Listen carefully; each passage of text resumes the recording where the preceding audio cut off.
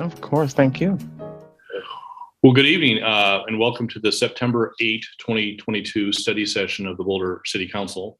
My name is Bob Yates and we thank you for joining us this evening. For those of you who are regular viewers, you know that Council tends to have regular legislative meetings on the first and third Thursdays of the month, led by our Mayor, Aaron Brockett. And on the second and fourth Thursdays of the month, we have study sessions with our city staff, and those are led by rotating members of City Council, and tonight is my turn. We have in tonight's agenda just one item, the 2023 recommended budget discussion. And this is our first touch, City Council's first touch with the budget. As you'll hear later this evening, we'll have a public hearing on the budget on October 6th, and then potentially a final vote on the budget on October 20th. So we'll be hearing from the city staff about the budget really for the first time tonight. Before we get started on that study session and reviewing the budget, we do have a few announcements. And if you could put those on the screen, whoever's running the slides, that's great, thank you. So it's just two announcements. One is, as we have in the past, we do want to remind people that COVID-19 vaccinations and testing are available. For information on testing and provider locations for free COVID-19 testing, go to www.boco.org/COVID testing. We do have a 7-day-a-week testing site at Stasio Ball Field. And for vaccination information and provider locations, go to www.boco.org/COVID vaccine. The second announcement tonight is we're very excited to announce that we have returned to council chambers. Council has, but we're excited to announce that we're welcoming the public back to council chambers. This is a kind of a two-step process where council returned to council chambers last week, and we'll have another session with just ourselves in the room next week. And then on October 6th, we will return to public participation with the option of public participating in person with us in council chambers. And we're working to ensure that all the pieces are in place to hold these hybrid meetings before inviting the public back to chambers. So we have a couple of dress rehearsals here. The way it'll work is with the public being invited back for the October 6th meeting. We want to remind folks that we'll be offering the opportunity to participate both virtually still and in person, if that's what people prefer. When you sign up, you'll be asked to indicate in either the open comment sign up or the public hearing form, whichever you choose, if you would like to speak virtually or in person. The way we'll run things is both for open comment and public hearings, we will invite the in-person speakers to speak first, since they'll be in the room with us, and then the virtual speakers to follow right after them. And all speakers signing up for public hearings will be listed in the order in which they sign up, which has always been our process. If you change your mind after you sign up and you want to convert to either in person or virtual different than what you signed up for, you will have the option to change your location preference by contacting the city clerk at city clerk's office at bouldercolorado.gov before the start of the meeting. We have just one item on our agenda tonight, and I want to walk through how we're going to handle that. This will be, again, review the budget session. We're going to have a presentation by our outstanding finance staff. It's a pretty long presentation, but we're going to take breaks throughout the presentation. The presentation has been broken into about 4 or 5 sections. And at the end of each section, there'll be an opportunity for questions. And so what I'd ask my colleagues to do is kind of hold your questions with respect to that particular area to the end of that section, and then we'll open it up to questions on that topic. And then when those questions are exhausted, we'll go on to the next section, so on and so forth. There's obviously freedom to go back. If you forgot something earlier in the presentation, that's perfectly fine. And I think when staff gets started here, they're going to preview for us all what those 4 or 5 sections are. And then at the end of the entire presentation, we'll kind of do a final wrap up with council on any comments that council members have. You'll see at the very end of the presentation that there is a proposal from staff for providing further feedback in addition to what we provide tonight through hotline over the next 2 weeks. That way, staff is fully prepared to present the budget to both council and the community at the public hearing on October 6th. So please, if you have additional comments, either supplemental to what you say tonight or just reiterating what you say tonight, please do them on hotline over the next 2 weeks. And we're scheduled for 3 hours tonight, so we'll wrap to get this up at or before 9 o'clock. Mark, I'm going to take the under on your over-under bet. We'll see who prevails there. No dilatory comments, please. And now we'll turn it over to our city manager, Nuria Rivera Vandermeid, to make some opening comments and to introduce our first and only item. Nuria? Thanks so much, Bob. And before I start, I just want to acknowledge that we, and certainly all of you, have been getting a lot of feedback pertaining to West Pearl Street. And while it's not the topic of tonight's conversation, we just want to acknowledge that and say that we appreciate all the feedback we've gotten from residents and businesses. And we really do look forward to a robust conversation with all of you at next week's council meeting.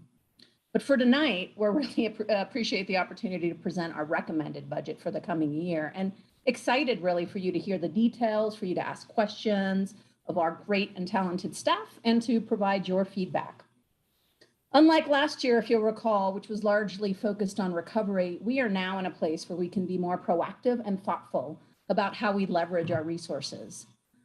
While unfortunately there are always more requests than there are dollars, I am excited about our commitment to bolster core services amid continuing challenges with staffing and supply, as well as many of the expansions and enhancements we're proposing this year or for next year.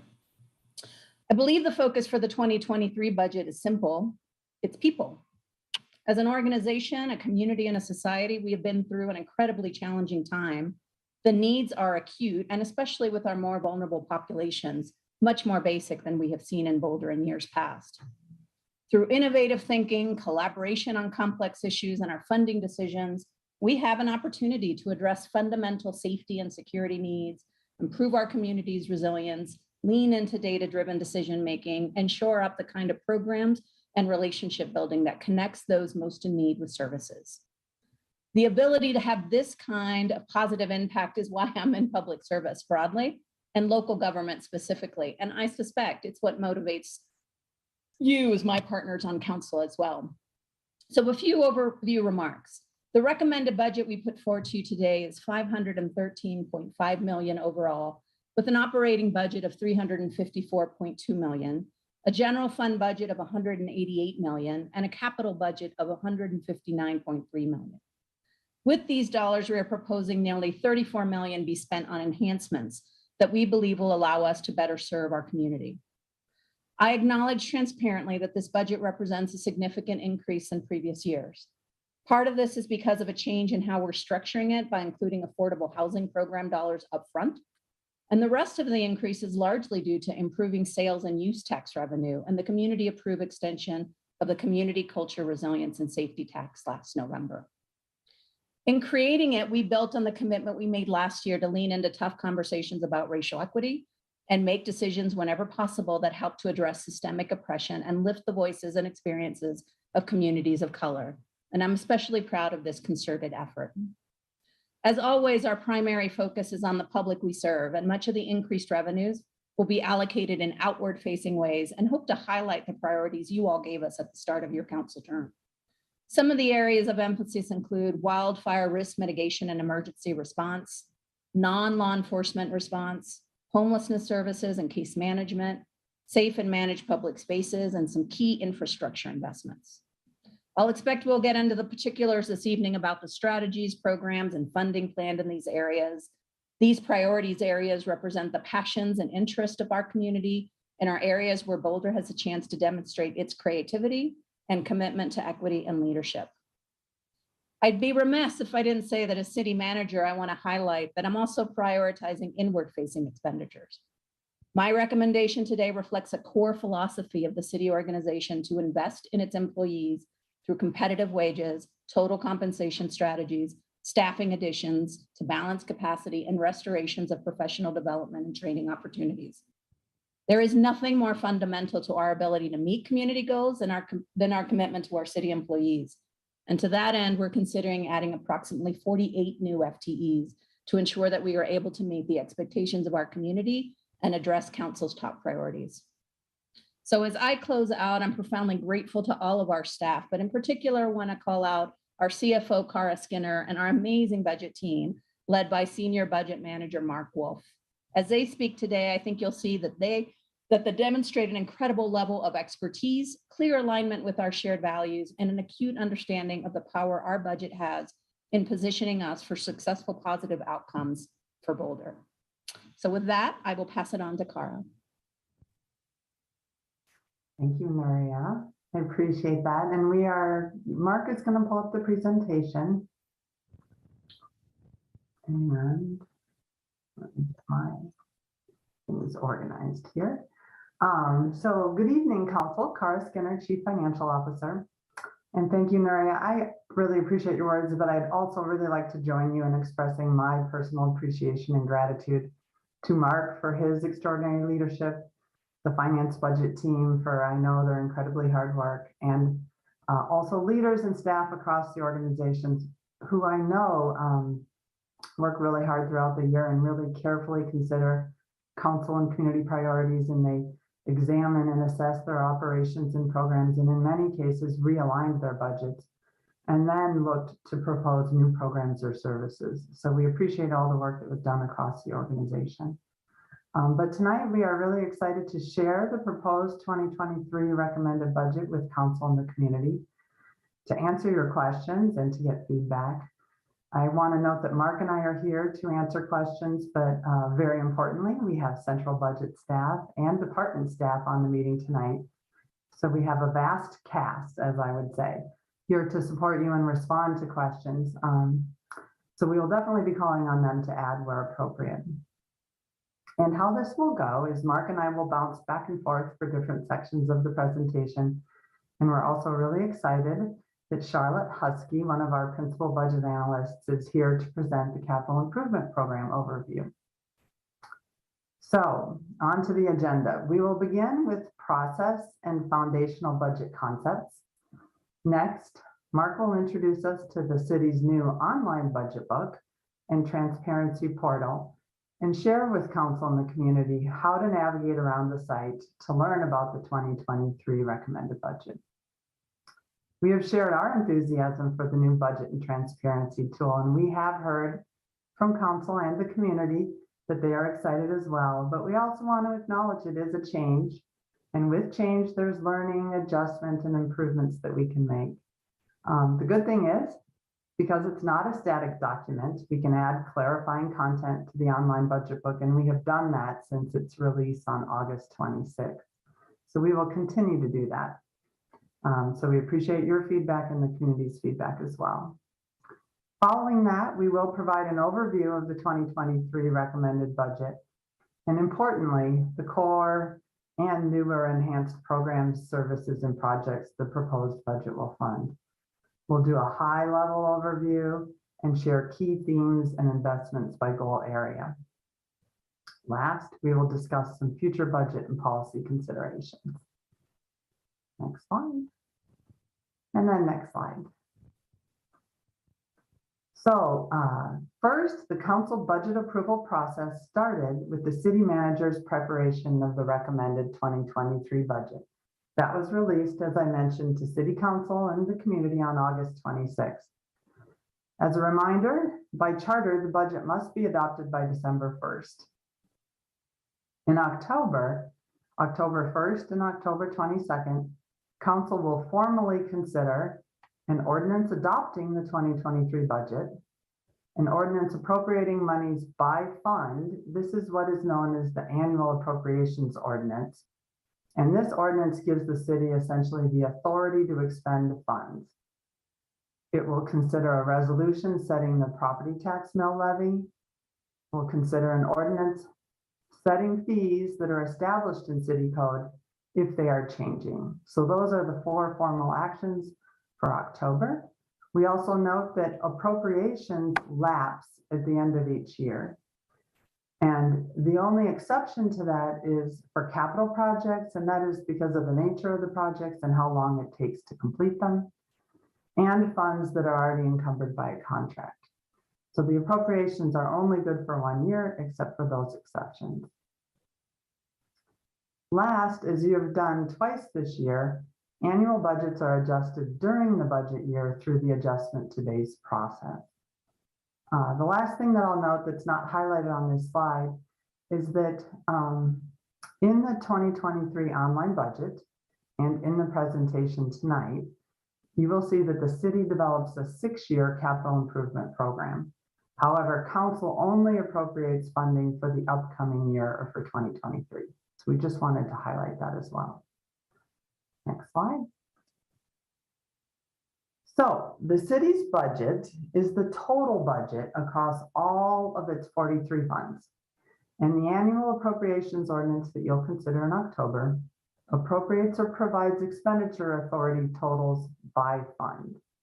And as you heard from Professor Gross last week, when he presented the city's annual financial statement, the city budgets and accounts for or records revenues and expenditures by fund in accordance with Government Accounting Standards Board requirements.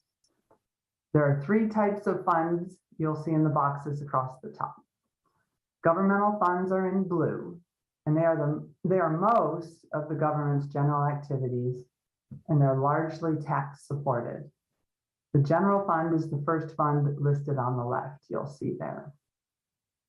And that is the fund that accounts for all activities of the general government not accounted for in another fund. Then you'll see that the city has 24 special revenue funds. Here's where you'll see the 25-cent sales tax fund, the affordable housing fund, open space fund, recreation activity fund, and the transportation fund, to name a few. And then we have the capital projects funds, which the city has 4. The proprietary funds are in green, and these are activities like those found in the private sector, both enterprise funds and internal service funds. And last, you'll see fiduciary funds on the right in orange, and these are where assets are held in trust on behalf of outside parties. And for the city, those are the 2 pension trust funds. So next slide. So this slide shows all those funds and the percent of the 2023 budget by fund.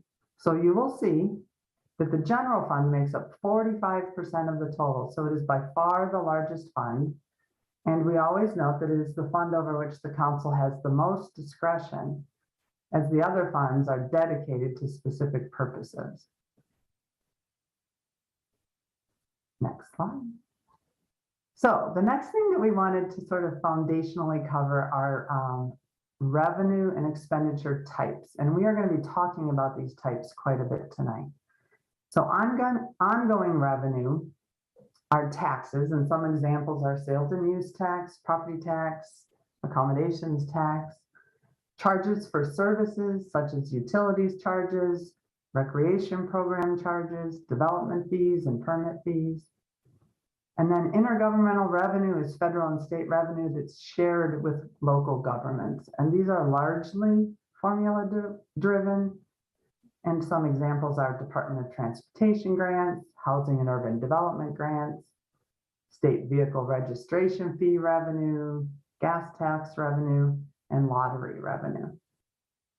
And then one-time revenues are clearly one-time grants for specific projects. Fund balance, which is one thing we did want to draw attention to, because you will see this as a one-time source used in the 2023 budget for one-time uses. And then last, taxes and fees if they are for a very short duration. Next slide. So there are also ongoing and one-time expenses as well. And ongoing expenses require ongoing revenues to support them. And one-time expenses could be funded with either ongoing or one-time revenue. Then we further break down expenses, and I'm sure you're familiar with this, by personnel, operating, and capital. But we did just want to draw attention to, under personnel, we have ongoing expenses for both standard employees as well as the recurring seasonal and temporary staff, particularly for some departments like Parks and Recreation and Open Space and Mountain Parks. And then the other thing we want to draw your attention to is that we often think of capital as just one-time in nature, but there are some capital expenses that are ongoing and those that relate to facilities maintenance, major maintenance, and apparatus or equipment that needs to be replaced on a regular schedule. So with that, I'm now going to turn it over to Mark. All right. Good evening, Council. Again, Mark Wolf, Senior Budget Manager. First, going to discuss some of the process improvements that we've made in the lead up to the 2023 recommended budget. The slide you see represents our current budget cycle, centered on our sustainability, equity, and resilience framework. The product you see this evening is really the culmination of work that began in January with Council's retreat and department work and budget planning through the spring. That continues with an extensive internal review process, which I'll detail in a moment. Our executive budget team, or EBT, is our internal team where executive city leadership and rotating department directors work with budget staff to evaluate draft budget proposals and help prioritize investments. This process leads to the development of the recommended budget, which is presented, as Cara mentioned, to Council in late August and early September each year, which is where we are now, and then continuing on to the formal approval of the budget. And we get to do it again starting in January. So we thought it was important to take a moment to highlight the sustainability, equity, and resilience framework, since we are centering our budget around these goals. The framework was originally developed in 2013 and was amended a couple times in 2016 and again in 2018. These goal areas have guided the work of master plans and internal strategic planning, a process that is continuing today.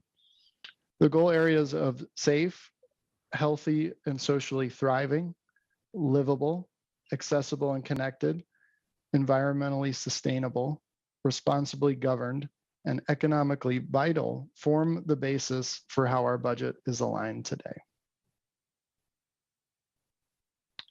Other previous important work included a report that the City commissioned back in 2019 called Budgeting for Community Resilience.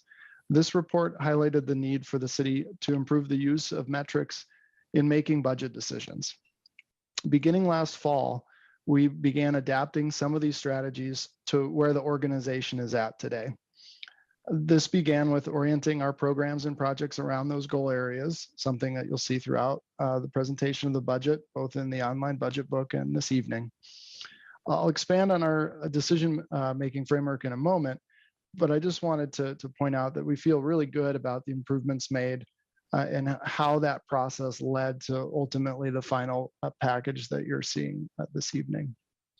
This year, we do a better job in articulating our intended outcomes throughout our budget, our intended outcomes of our budget investments, and we take a step towards measurement. And last but not least, we implemented a new tool, OpenGov, a new budgeting and transparency tool to make the budget more accessible to more people. We have seen some early returns just in the process to date that we'd like to point out with our new budgeting approach. First, we added a step reviewing department-based budgets. This was important for a few reasons. We were able to ensure the availability of resources for the core work, that those core operations, that there was adequate investment in existing staff and positions, that we were able to address certain inflationary pressures as we have seen across the board. And with our budget proposal process, we were able to improve how we were looking at the budget. So instead of looking at just those incremental requests, right, just the adds, we were able to consider certain realignments and reductions in certain cases to realign resources across programs that were more difficult in the previous process. We have improved and enhanced our expenditure forecasting, which we'll expand on in a moment. Specifically, we've looked at how we budget personnel and overall how we budget to actuals over time. This has allowed us to invest more of our resources across different areas. And again, we'll touch on this in a bit. And then we've looked at areas where the central delivery of services can create some of those economies of scale across the organization. And with our budgeting approach and looking at programs across the organization, we have seen some new and exciting collaborations across departments earlier in our budgeting process that has allowed some creativity in some of our approaches to our toughest issues. A little bit more on our process this year. Our budget officially kicks off internally in March with the issuance of some overall guidance for departments. Some of that is based off of the initial financial projections that we're seeing. Some of that is based on council and community priorities that we know at that time. Then our budget team works closely with departments to align proposals to those goals, look for those collaborative opportunities, and potential funding strategies. Our executive budget team then takes all of these inputs, prioritizes investments, leading with equity, in examining the impact of our investments across our community. And from that process, a recommended budget is produced. At this stage, our hope is that the recommended budget that you see and that you see on an annual basis is already a strong reflection of council and community goals because of this extensive process that we follow. And we know with all of this change that we don't have a perfect budget and we don't have a perfect budget process. What we're really looking at these budget process enhancements as is a three-year process to improve. So starting this year, it's really about that alignment to our goals, articulating some of our outcomes, improving our transparency through OpenGov, and improving that decision-making process that I spoke to. In year two, we hope to move towards measurements associated with our outcomes. You'll see some of that in the online budget book. We'd like to standardize that across programs and begin to identify where we may be able to measure progress. And hopefully by year three, and maybe it's ambitious, but we'd really like to be at the point where we're utilizing data to determine whether or not our investments are meeting our goals, and if not, how we realign resources in order to better meet those goals.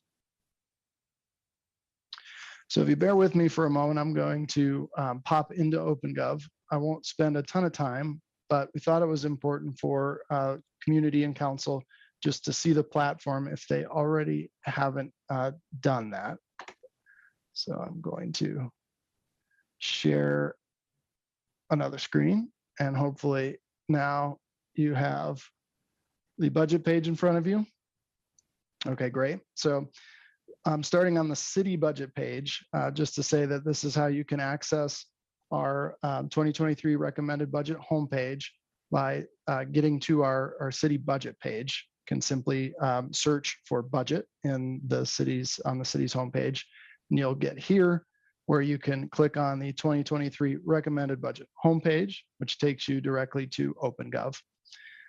So OpenGov is where we display all of our budget information. You'll hear budget pages, budget stories, online budget book.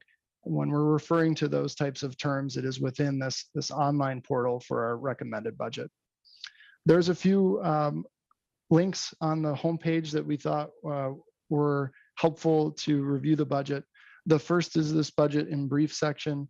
This breaks down some of the overall sources and uses of the budget, some of the staffing information across departments that is helpful.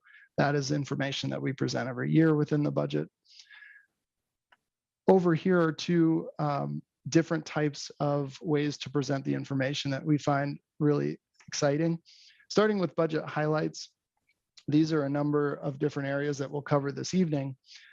Starting at the top, you have a way to view our new investments by goal area, and that you're able to toggle between our base budget and our total budget.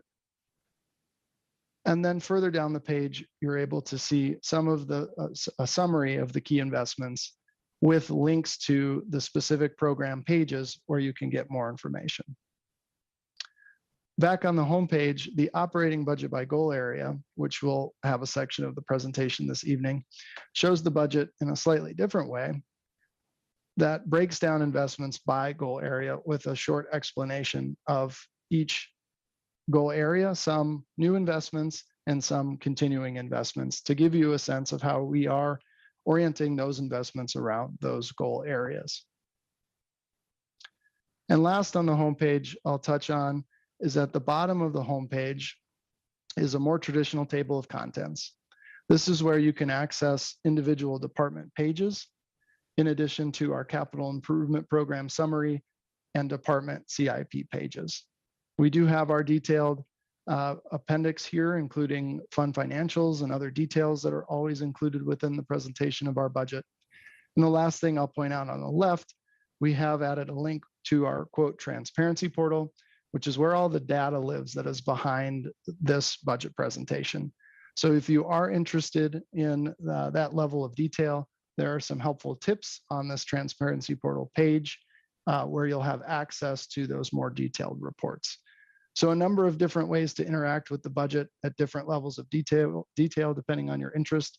And as Carr acknowledged, because it is new, we are more than happy to not only receive feedback, but help guide council or community members as you're reviewing the budget to help point out areas that you either need information or would like to see certain pieces of information.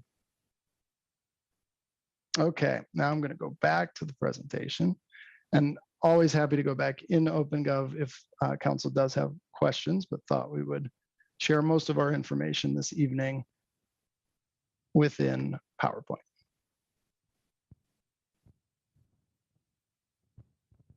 Okay, I'm assuming I'm back at PowerPoint.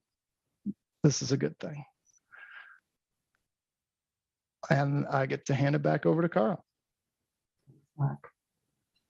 Okay, so next we're going to talk about major assumptions and drivers. So next slide. So as we prepared the 2023 recommended budget, there were a number of key assumptions, or what we're calling drivers, that impacted what we could propose for funding, and particularly how much ongoing and how much one-time revenue was available for proposed investments. We'll go over each of these on subsequent slides, but just to touch on them quickly, we are recommending a less cautious retail sales tax forecast. This then provided more ongoing dollars for programs and services than if we had stayed with the risk posture from the past few years. This budget proposes to spend down anticipated 2022 fund balance after reserves, which again provided one-time dollars for one-time priority projects and pilot programs. This budget also achieves council's goal of 20% general fund emergency reserves. And then, as Mark spoke to earlier, in this budget process, we first developed what you will see in OpenGov as a 2023 base budget. And that base budget includes 2022 ATBs, those are adjustments to base that are ongoing, and incorporates improved expenditure forecasting, which he mentioned earlier as well, particularly with respect to our workforce plan. It also addresses known inflationary pressures and, importantly, includes our planned investments in city staff.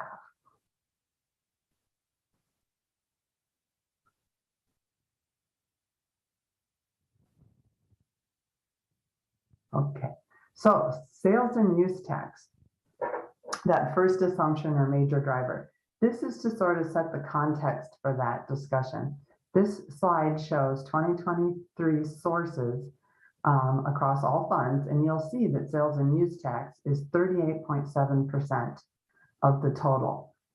And the next largest piece of the pie is utilities revenue, which is of course generated through utility service sales and dedicated to provide that service.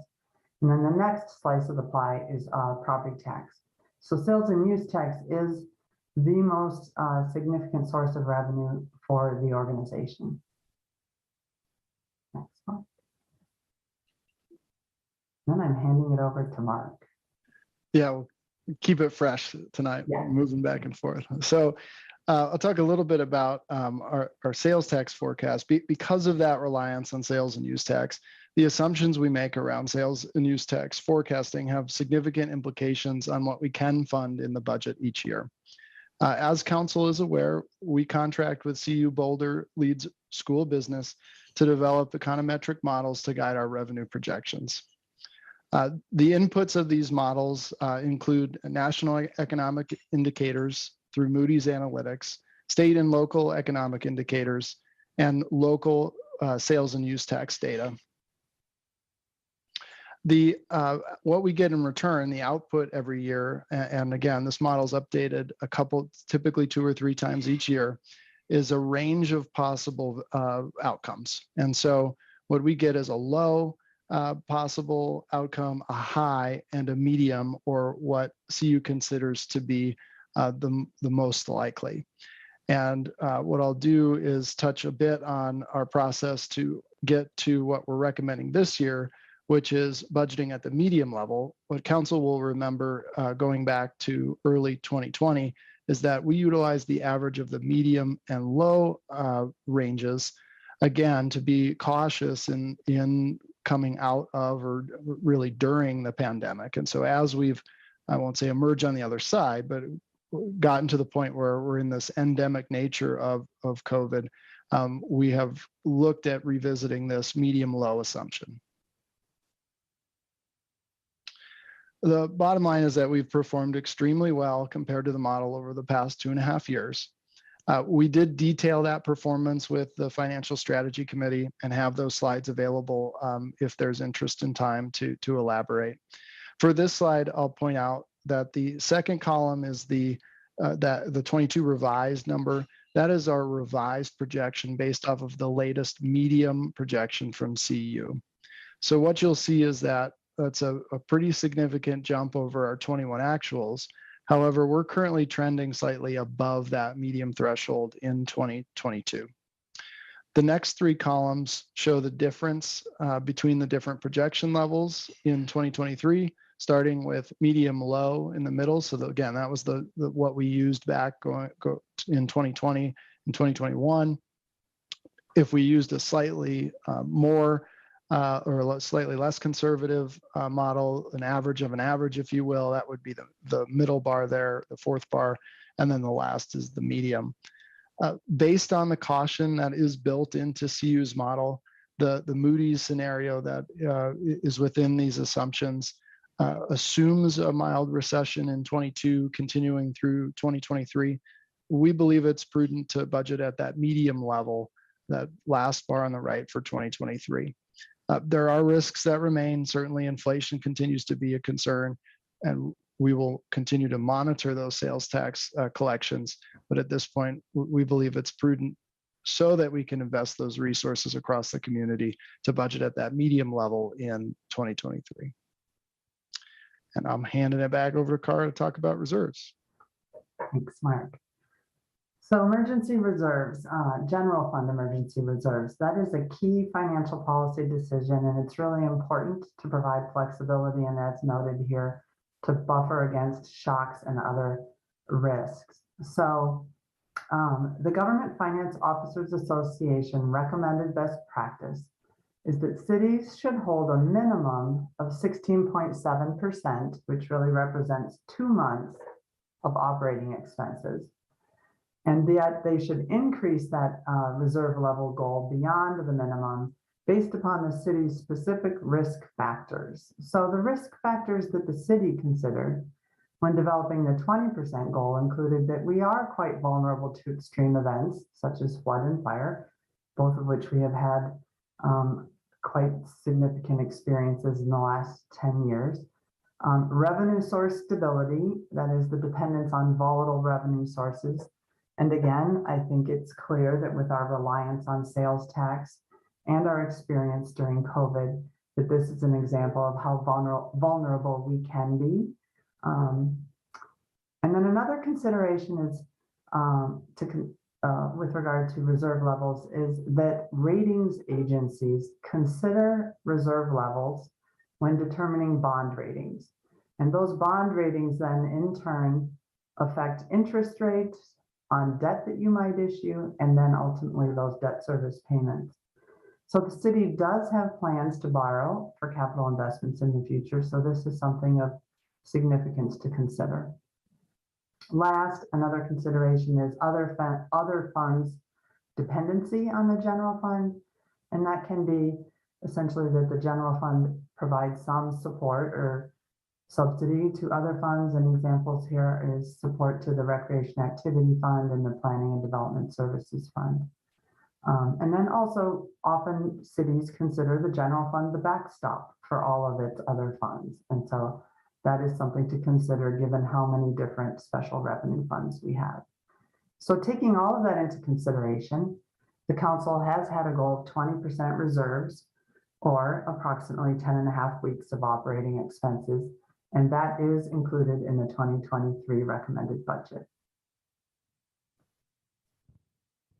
So next, as we presented in May in our discussion of general fund reserves, we hold both emergency reserves that's in pink there, but we also hold dedicated reserves, which is in the red bar, which are held for specific purposes per various agreements or different accounting requirements.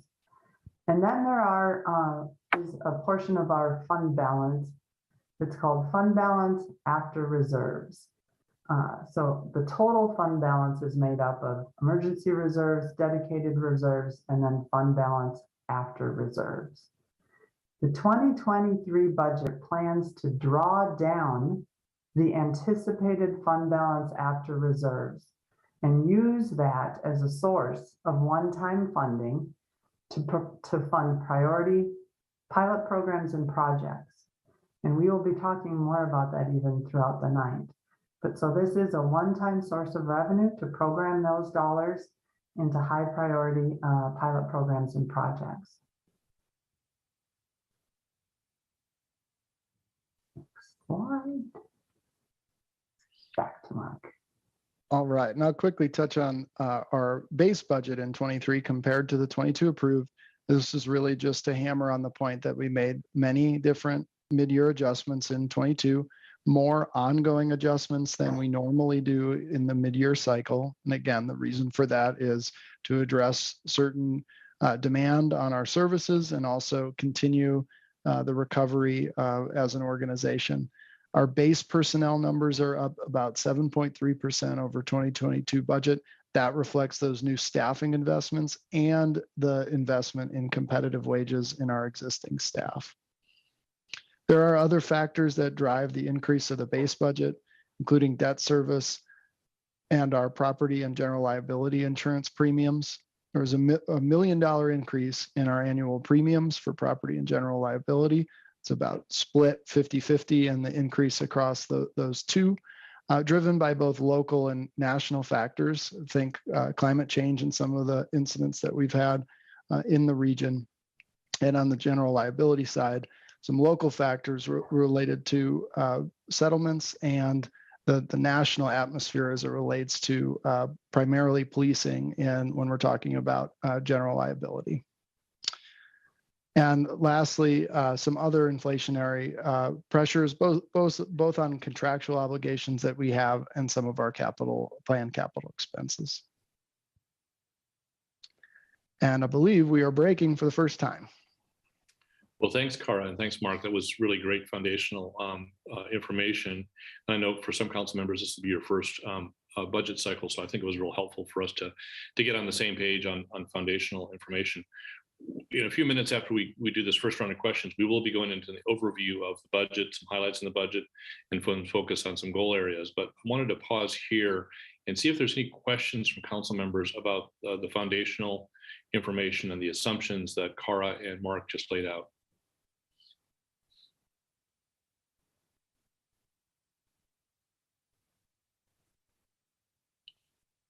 Not seeing any hand raises electronically. Oops, I'm sorry. There they go. Mark, and then Matt. Okay, thank you. Just a couple of quick questions on the slides you presented. What is the Governmental Capital Fund? Can you define that for me? That was back in. The Governmental Capital Fund is, if you may recall, a number of years ago, it was one of the city's goals to start being able to fund some capital investments through the general fund. So we started slowly by dedicating $3 or $4 million towards capital, and then we have increased that. And then when we did that, we created a capital fund. So we have a transfer from the general fund to the Governmental Capital Fund, and then we budget the projects, the capital projects, out of that Governmental Capital Fund. And is that in addition to capital funds that we get from CCRS? That's in addition to, that's correct. And does each department also have its own capital fund, or is that a one fund for the entire city? That's just the fund that is a general fund supported capital fund. Like transportation funds its capital out of the transportation fund as well as its operating. So thank you. Utility revenues in the pie chart that you showed where all of the money is coming from. Are those revenues available for any purpose? No, they're available to fund the operations of the utilities services. Okay. So in effect, it's like a restricted fund. It's an enterprise fund, which there's limitations on the dollar amount of tax dollars that could support utilities. The revenues could be used potentially for other things, but they are generally just used to support the enterprise. Okay, and I'll be done in a moment. In the slide that showed reserves, there was a very strong decline in it's restricted reserves between 2019 and 2023. Is there anything that was driving that? Well, one piece of that reserve that has declined is, if you recall, the city purchased Hogan Pancoast land. I can't remember the exact year, but as part of the agreement with that, there was a reserve that we had to hold based upon the loan agreement, I believe. And so that was a larger reserve, and then it decreased each year. And my last question is that the debt service level of 33.8 million that we're projecting, is that inclusive of utilities department debt or exclusive? That one, I would anticipate it's inclusive, but I'm going to ask Mark. Yeah, I can pull that up. I believe it is inclusive, but we'll double check behind the scenes here. No problem. Just let me know at some point. That's what I've got. Thanks. Thanks, Mark. Good questions. Matt, then Tara, then Nicole.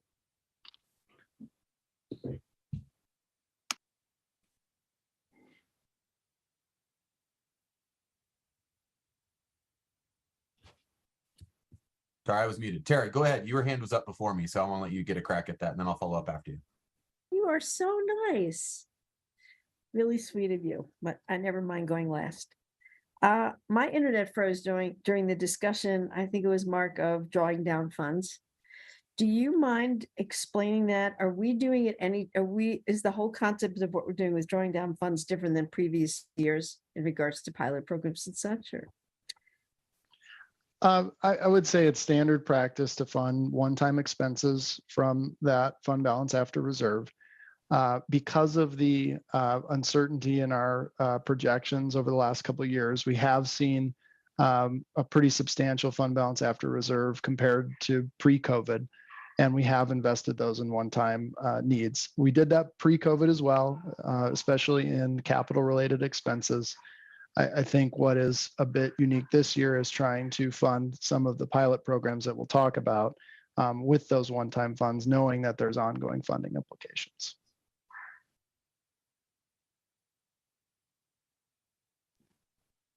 Good, Tara. Right, Matt, then Nicole, please. So that's what I get for deferring to Tara, because then she goes ahead and asks my question for me. So it works out for all of us. Appreciate it. You all good? Okay, Nicole. Thank you. And thanks everybody for the presentation. I just had a couple of questions. One, and this is just related to a little more of the forward thinking presentation, part of the presentation where you're talking about what we can look forward to in a few years with this new system in the key performance indicators and having outcomes associated with each of the expenditures so that we can figure out whether the money is being spent in a way that is having the intentions that the intended outcomes that we want to see. So how will we get to what those outcomes are? Can you talk a little bit about what that's going to look like in terms of getting those indicators? Yeah, it's a really good question, Nicole. I would say that we know we have a good idea of how we'd like to approach that. I wouldn't say that we know to the detail of the steps we'll take, but I will say that one of the key areas is to identify some of the citywide KPIs that we would like to focus on in measuring our goals. And so one of the things that is in the proposed budget is an update to the community survey as one example of a data point that we can get. Won't be everything. And then as we've discussed with council before related to our equity goals, we know that data can be a challenge. We are lucky to have an entire data team in the city that thinks about this. And so we're excited to partner to really try to identify what those citywide KPIs may be.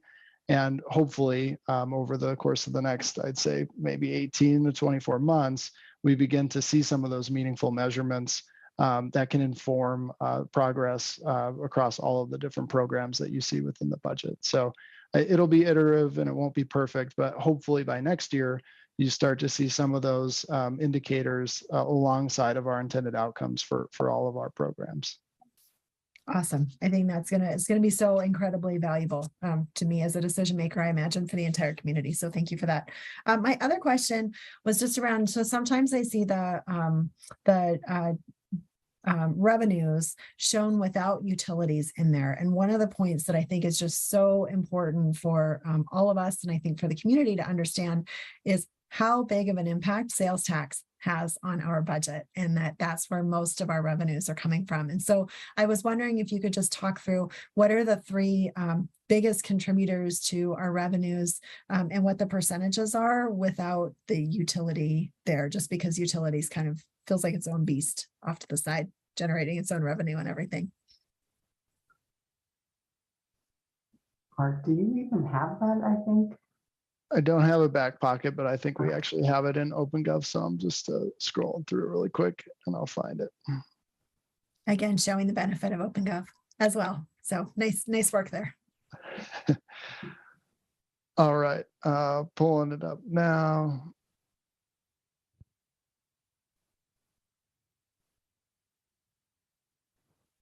Okay, so sales and use tax is about half, excluding utilities.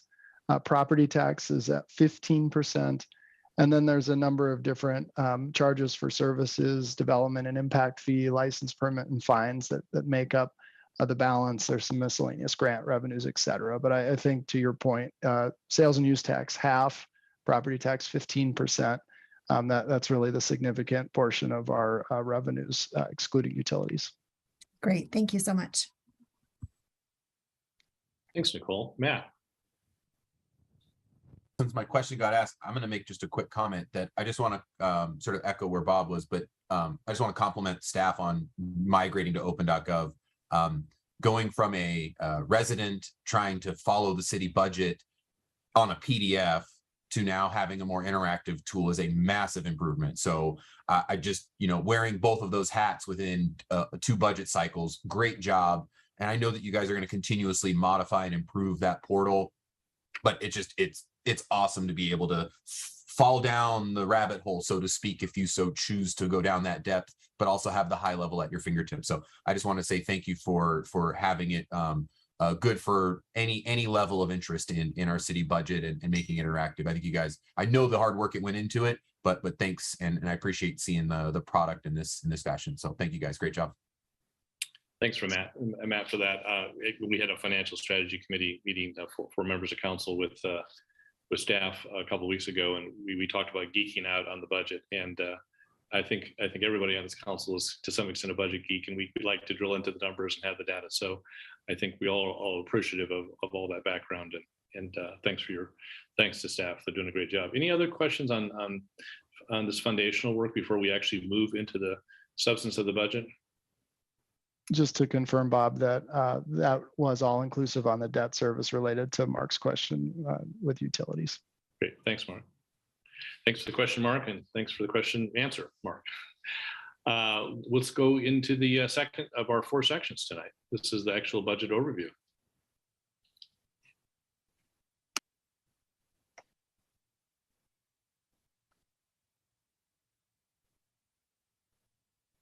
Thank you, Mark. Okay, we can go on to the first slide. So this is the recommended budget overview, and we always start with revenues because when we develop the budget, we look at our revenue first and prepare a revenue forecast, and then develop proposed programs and services that those revenues could support. So for 2023, total revenue is $491 million. And this, again, is across all funds and all sources. And this is a 3.6% increase. Sales and use tax revenue, again, to follow on to the point earlier, is the top blue bar, and it's the largest, and it is substantially up over 2022 adopted, as Mark indicated earlier. The other thing I'll just draw your attention to is the 4th bar down here, the light gold bar, is investment earnings and bonds. And this is where we show anticipated bond proceeds, as well as interest and earnings on our investments. But as you'll see that for 2023, that bar is going down as the amount that is included in anticipated bond proceeds for the utilities operations for 2023 is nearly half what it was in 2022. So that decline tempered the overall growth rate.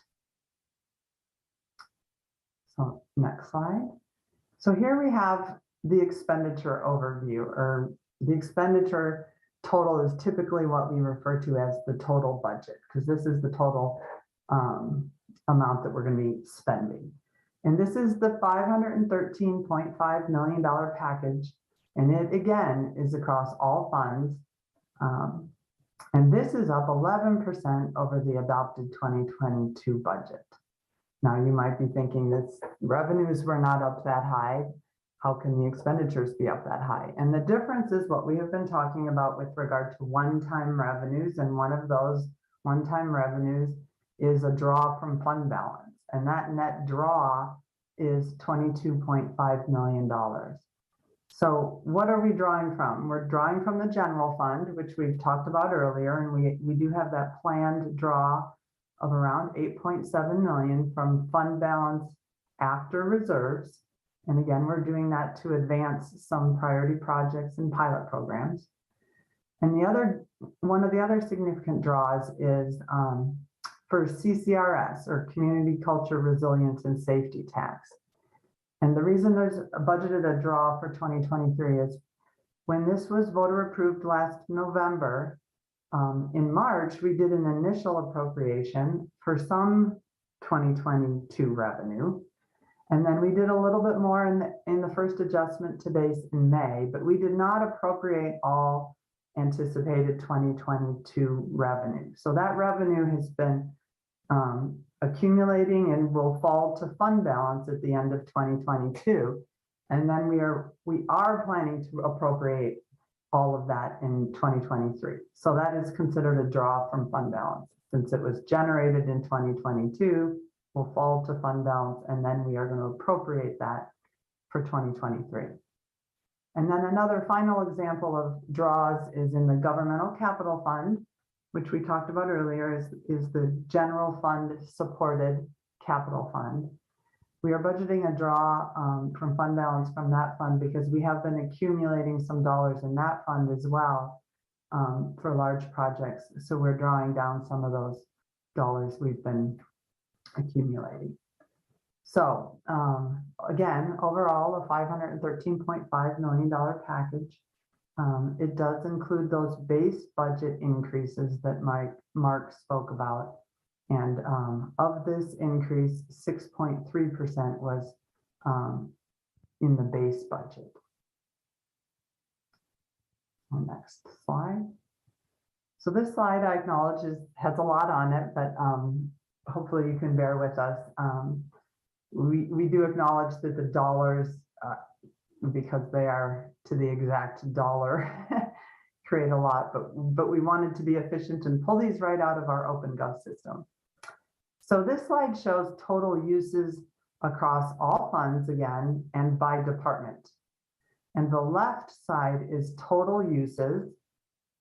And then the right side is total uses excluding utilities. And again, as we've talked about, since utilities is such a large piece of the pie, when we remove utilities on the right side, that gives us the opportunity to sort of view the departments with more granularity.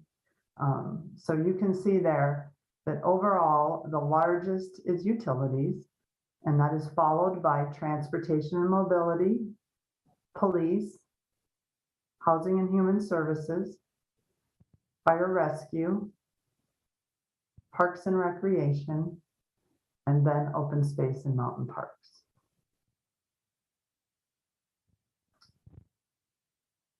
So this slide, we were asked, how does the 2023 recommended budget compare to a pre-pandemic budget? And we considered 2019 the pre-pandemic budget as the pandemic began in early 2020.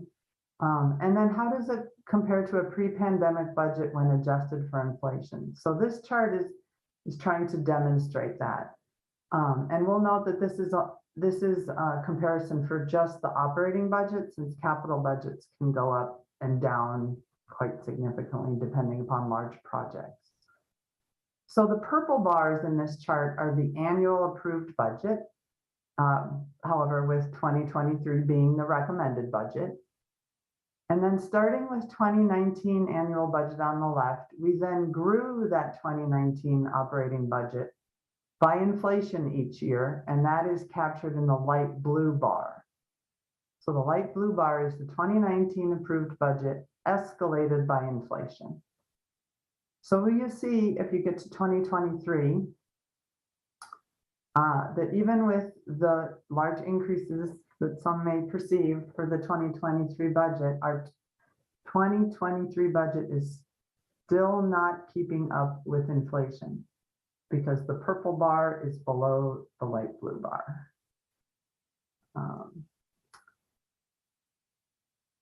So then our next slide, as we've talked about, general fund is the largest fund and the one over which council has the most discretion. The proposed budget is 188 million, which is a 14.1% increase over 2022. Again, this budget includes one-time spending and one-time revenue from fund balance. The increase in ongoing expenditures is only 7.2%. So the large pieces of the pie are public safety, police and fire, housing and human services, and then general government, which people might often say, what is general government? But it includes some quite large things, including what we talked about a little bit earlier, also good prep for these following slides, transfers to other funds, and the transfers to other funds includes that transfer to the Governmental Capital Fund. It also includes the transfer to the Recreation Activity Fund.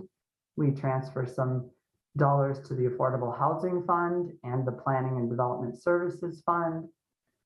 General government also includes some citywide contracts, including the Convention and Visitors Bureau contract, which is $2 million.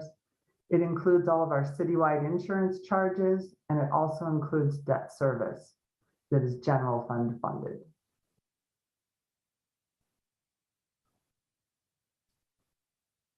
Next slide. So here we're showing staffing by department in alphabetical order. And we'll just note that starting with the first column on the left, this is 2021 revised. And we're showing revised because, as you recall, we added back staff mid-year in 2021 as revenues allowed that mid-year adjustment to restore capacity and services. The next column is the 2022 approved.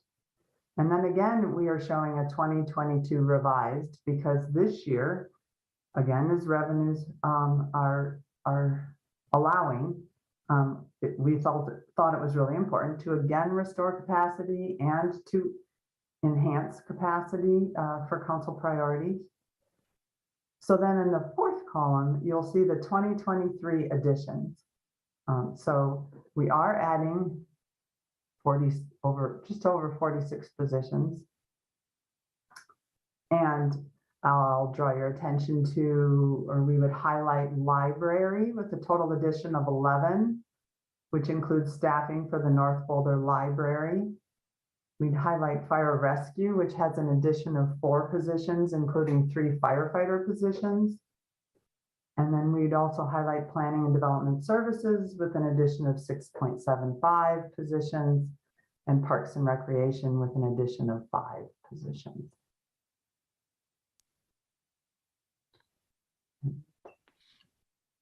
That is the end of the budget overview section.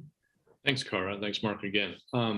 So that was just an overview, and Mark and Cara and others, I think Charlotte are going to get into some deeper dives into some highlights, and also into the capital investment program in part 3 of this presentation. But we thought it would be a good idea, because that was a lot of information just at the high level, to see if there's any quick questions about high levels before we dig in to the details. And so let's pause there and see if there's questions on what we just heard.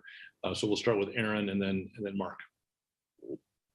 Cara, thanks for all that. It's extremely helpful and well organized. Love the graphs coming out of OpenGov. Looking really great and easy to understand. Just one thing, I wanted to see if I caught this correctly. I think did I hear that you said that the general fund operating changed 7.3% from last year to this year? Did I catch that number? Yes, the ongoing 7.3%. Okay, so for ongoing, so it excludes some of the one-time. One-time. Okay, great. I just wanted to confirm that, because I was going to ask that question and you answered it, but I wanted to make sure I got it right. Thank you. Thanks, Aaron. Mark, then Nicole. Just 2 questions, I think. Are ARPA funds included in our revenue count? They are not. Where do we account for them? A lot of money. It is, we account for it separately. The way we have dealt with ARPA with council is to do that through a special adjustment or adjustment to base. So we have appropriated some of those funds. I do believe that they show up, and I will confirm, in the 22 our 22 projected numbers as expenditures, and then we show the offsetting revenue. So once we make an expenditure, we show the offsetting revenue, but we don't show the revenue at the outset, just to keep things equal in how we're displaying the budget. But we do need to appropriate separately for any additional expenditures that we haven't already done so with ARPA. And are the ARPA expenditures going to be for one-time only projects? That's right. They can be for projects that meet federal criteria through 2026. Okay. And my only other question, and before I give you that question, I want to thank you for the presentation. This is really, very clear and very informative. The draw from fund balance, is that number about 22 million? Did I get that right, or have I? The net draw from fund balance across all funds is about 22 million. Okay. Is that only going to be for one-time uses? Yes. Okay. Okay. All right, then that's all I've got. Thank you. Thanks, Mark. Nicole, you're up. Thank you. And thanks again. This is a really clear presentation. I appreciate it very much. It's a lot of complicated information. I just had a quick question. Feel free to punt this one to later if it feels better placed later after some more information. But I was a little curious just to see that there was not any staffing addition in the climate initiatives section, just because, you know, we recently identified that as an area that's of huge concern, the number one priority to more than a third of people in our community. So I think I was just expecting to maybe see a little bit there. And I was wondering what the reason for that was, and if that maybe relates to the climate initiatives ballot measure or anything like that. Yeah, it's a good question, Nicole. It does, in that the climate action plan tax, the existing tax, is currently expiring March 2023. So our standard practice is to not show an expiring tax in the subsequent budget year and the upcoming budget year. If there's a ballot initiative, we wait for voters to weigh in on the ballot initiative and then do a special adjustment at the beginning of the following year if approved. So with that, climate initiatives had to budget as if that tax was going away. And so that is likely the reflection of no additional staff for 2023 in the recommended budget. Thank you for that. Let me ask a kind of a follow-on question to Nicole's, Mark. When we have ballot measures that do affect the budget and revenue, like the climate tax that Nicole just referred to, do we typically do our adjustment to base pretty early in the year, kind of in the January, February timeframe? Is that, do I remember that correctly? I believe so, but Cara can correct me if I'm wrong. I think we try to get it done by February. I think this year, for scheduling reasons, I think it was the first meeting in March, maybe. Okay, great, thanks. Any other questions? We're going to deep dive into a couple of things in a second here, but I want to make sure that people got all their questions answered with respect to the high-level overview. I don't see any other hands, so Cara and Mark and Charlotte, I think we're ready to go into the highlights in the capital investment program. Sounds good. Okay, so now we'll cover some of the key budget highlights. First thing I wanted to do, and Bob mentioned this at the outset, I'll show this slide again, but as we get into the specifics, I wanted to draw your attention to our recommended process for the next few weeks. Our main goal is to get a budget that you all feel comfortable approving on October 20th. So backing up from there in this timeline, what we're suggesting is a deadline for proposed changes to be put out on Hotline. The reason for that is to try to organize ourselves on that October 6th meeting date, which I'm sure we'll discuss in more detail with CAC as we approach that date. But again, the idea is to try and give you all some additional time to consider the recommended budget and any possible changes, and then to be able to work with you all to help with the structure of what those changes might be. The budget is presented in a way that any addition from what is presented will require a trade-off in some way. And because we have been in it for many, many months, we can facilitate those conversations. So happy to receive feedback later in the presentation, but wanted to have this in the back of your minds as we start talking about the specifics. Okay, 2023 budget highlights. We'll touch on a number of these areas, and Nuria touched on them, starting with our core services and investments in city staff, wildfire resilience, emergency response, behavioral health response and homelessness services, safe and managed spaces, infrastructure investments, and then we'll get into a couple more sections after another break for questions. So starting with core operations and investments in city staff, as Nuria mentioned, the investment in our city employees is foundational to our ability to deliver services to the community. Cost of living, the job market, job demands have increased pressure on employee wages over the last 2 years. The 2023 recommended budget continues these investments in competitive pay practices and other citywide retention and recruitment strategies. There are restorations in professional development and training and travel within this recommended budget, and staff is continuing to develop additional strategies to address these issues into the future.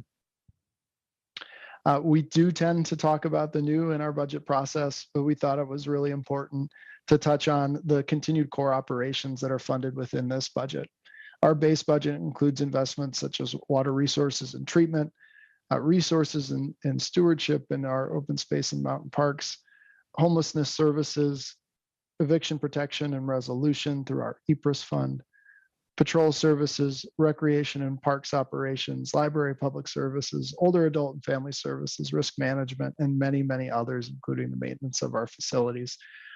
These are all, we won't talk a lot about many of these areas, but we know that they are important areas to the community that are funded and continue to be funded in the 23 budget.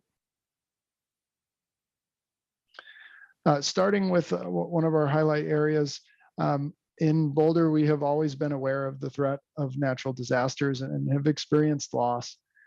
More recently, our friends and neighbors endured one of the worst fire disasters in history. The threat of the climate emergency necessitates the investments in the areas of resilience, preparedness, and emergency response. This budget proposes just over $2 million in enhancements, including $1.1 million to support emergency operations, hiring 3 new firefighter positions, and the continued implementation of advanced life services. Additional funds will support fire and efforts such as recruitment, training, and wellness. An additional investment in this area is in open space and mountain parks to support enhanced urban wildland interface management. We did want to touch on this in particular. Department submitted over $4.5 million in requests through our budgeting process. These were in areas related to resilience, preparedness, response efforts.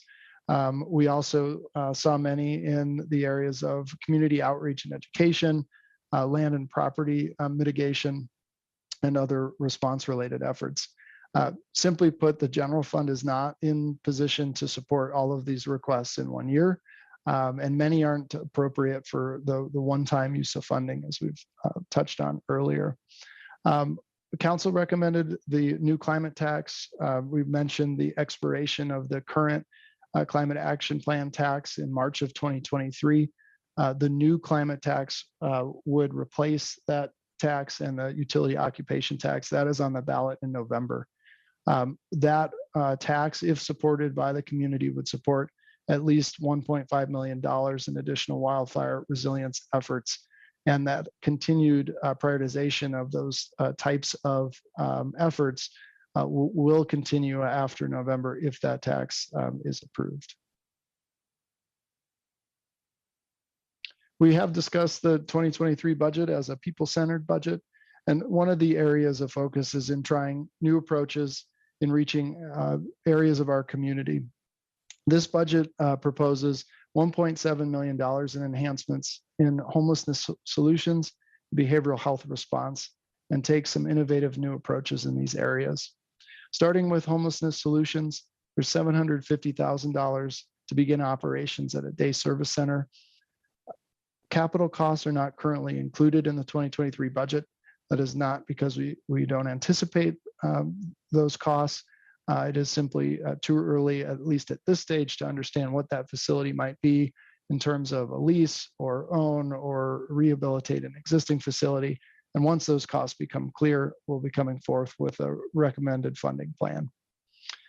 For behavioral health response, there's $965,000 to fund a non-law enforcement response program in 2023. Dubbed the Community Alternative Response Program, this will focus on dispatching EMS and clinicians to certain types of calls for service, which is a new approach for 2023. In the area of community court and case management through our municipal court, Boulder Municipal Court started the community court program in early 2020. The Department of Justice provided a $400,000 grant in October of 2020 that expires in September of 2023. What is proposed in this budget is the extension of this program and the permanent funding of certain positions to continue the community court program, which focuses on a combination of alternative sanctions, connections to supportive housing, and other services that seek to reduce quality of life violations and other barriers to the successful interaction with court. I also want to recognize that Judge Cook is with us this evening and would be happy to entertain questions that council may have. In the area of safe and managed spaces, the total enhancements in the recommended budget is $1.3 million in 3 particular areas of this program. 1 in encampment management, 2 in urban parks, in the urban parks ranger program, and last in the downtown ambassador program. I know that council had a discussion in more detail about this particular program a few weeks ago. I thought it would be helpful to break down the budget detail dating back to May of 2021, when the pilot originally was approved for safe and managed spaces. That 18-month pilot, the funding for that 18-month pilot approved a number of different areas, starting with encampment management. This was $530,000 within the stormwater fund to fund an encampment management team. There were $568,000 provided to begin the ambassador program. That represented 18 months worth of funding for that. The urban parks ranger program, that 186 represents a prorated amount, understanding that that program would not be able to start right away. And then the pilot also authorized a dedicated police unit to support this work. That prorated amount at that time was $384,860. A couple things that are important to note here, that in the 22 budget, so now included in the 2023 base budget, is the dedicated police unit for this work. That was the understanding at the time in May of 2021, that that police unit would be an ongoing expense. And then about $300,000 for that encampment management team within stormwater. Those 2 expenses continue within the 2023 base budget. The proposed funding in 2023 beyond that base funding includes one-time funding to extend the pilot in the area of the ambassador program. That 372 again represents the annual cost of that program. And then the urban parks ranger program, that 305 is larger again. 186 was prorated originally. This is the full cost of the program now. We did add a supervisor in late 2021 that increases the cost of that pilot, that portion of the pilot. And lastly, the proposed budget enhancement in this area is to add an additional encampment management team, and the associated equipment would be just shy of $500,000 in ongoing costs to support the personnel and some one-time funding. This is proposed to be funded out of the general fund because those activities would be beyond stormwater property. And I get to hand it over to Charlotte, who's going to cover the capital improvement program. Thanks, Mark. Hi, I'm Charlotte Husky, a principal budget analyst with the budget office. I'm here to provide an overview of the capital improvement program included in the 23 budget. So included in our CIP for 23 through 28 is a $745.2 million in planned spending over the 6-year period. For 2023 specifically, we have included 159.3 million in new appropriation. Noted before that the voters approved the renewal of the community culture, resilience, and safety tax, and this is included this year in the capital improvement program with 28.1 million in 2023 for capital project investments, as well as community nonprofit grant appropriation, and 47.1 million in planned spending for 14 projects over the 6-year period.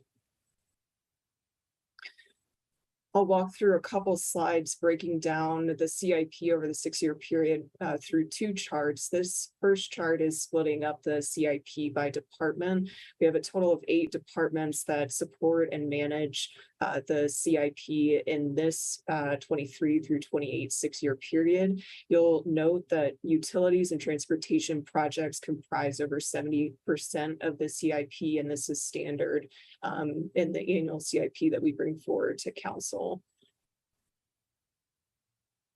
This slide breaks down our CIP by project type. So within the city, we have 5 capital project types, including new facility infrastructure, land acquisition, capital planning studies, capital maintenance, and capital enhancement. Here, we really want to highlight that over 85% of planned spending within the 6-year CIP goes towards supporting capital enhancements and capital maintenance, supporting our existing city assets that we have in the city.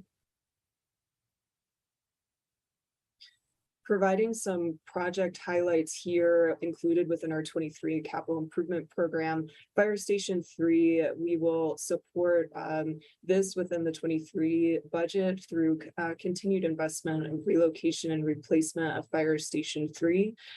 You'll note that this is listed as 13 million in 23. After conversations with the fire department and facilities and fleet, we will increase this to 14.5 million, primarily due to inflationary measures, and we'll be bringing that forward to council on October 6th. Construction for Fire Station 3 is planned to be complete in Q1 of 2024. We also want to highlight the project at Alpine Balsam and implementation of the facilities master plan and Alpine Balsam area plan, including the Alpine Balsam site and Western City Hub development. This includes 7.3 million in 2023 for continued planning, flood mitigation, and maintenance. And we have included in the 6-year planned CIP 70 million in 2025, and staff will be coming forward in late 2022, early 23 to talk with council about financing options for that project. We also wanted to highlight key capital planning initiatives. We have several CCRS planning investments where we will be investing in capital planning studies for East Boulder Community Center, the Civic Area Phase 2, as well as Boulder Creek Path, which we'll point to at a upcoming slide, as well as multimodal transportation enhancements. We'll be investing in 30th Street corridor improvements, 28th Street and Colorado Avenue improvements, and East Arapahoe multi-use path and transit, and these primarily are protected bike lanes, creating new bus paths or bus lanes, and other multimodal transportation enhancements there. And Cara mentioned this before in the presentation, but with our governmental capital fund, we wanted to provide a breakdown of this for you, since this is primarily or wholly funded through the general fund. You'll note here that the main project that we have included in the governmental capital fund is the software replacement for our financial system replacement. This was highlighted before that the funding is actually pulled from our software replacement reserve within this fund. Also included is Alpine Balsam implementation for Western Hub planning and flood mitigation. We'll also include appropriation for AV system and tech upgrades at council chambers, as well as public art signage and replacement for one of the police robots that has exceeded its useful life. We also wanted to highlight here the community culture, resilience, and safety tax projects that includes 13 projects within 2023. Included in that are Fire Station 3, as we mentioned before, XL Energy streetlight acquisition to acquire our streetlights from XL, You also noted here the funding included for the 10% community nonprofit program, as well as capital planning studies for Boulder Creek Civic Area Phase 2, East Boulder Community Center, as mentioned before, as well as the multimodal enhancements that will be supported through CCRS.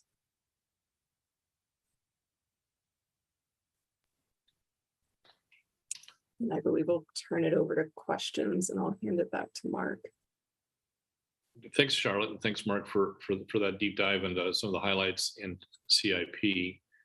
So Council, this is a good time for us to, we'll obviously hear a shorter version of this at the October 6th public hearing, but this is a good time for folks to dig into what they heard in the highlights or other things from the budget that you all saw in the memo on OpenGov that you have questions about, either things that you think are funded inadequately or overfunded.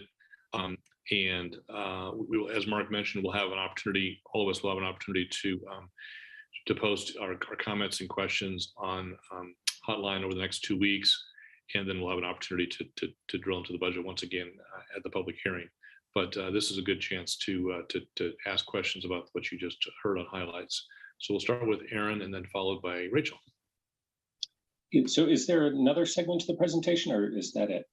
Yeah, there's one more segment, Aaron. We'll go over goal areas and then we'll touch briefly on library reallocation, although that will be really focused on in 2 weeks, and then we'll recap the highlight. But this is where that was part 3 of a 4-part presentation. Great, thanks for letting me know that.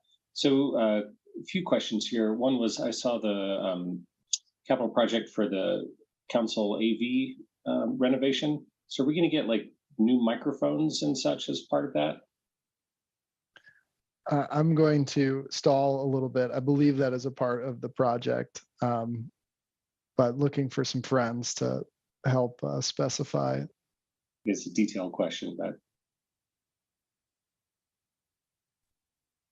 I see Sarah and Jennifer popping up, and I would imagine Chris too, if he's been involved, but I'll let you all talk about it because this has been talked about for a while, I believe now.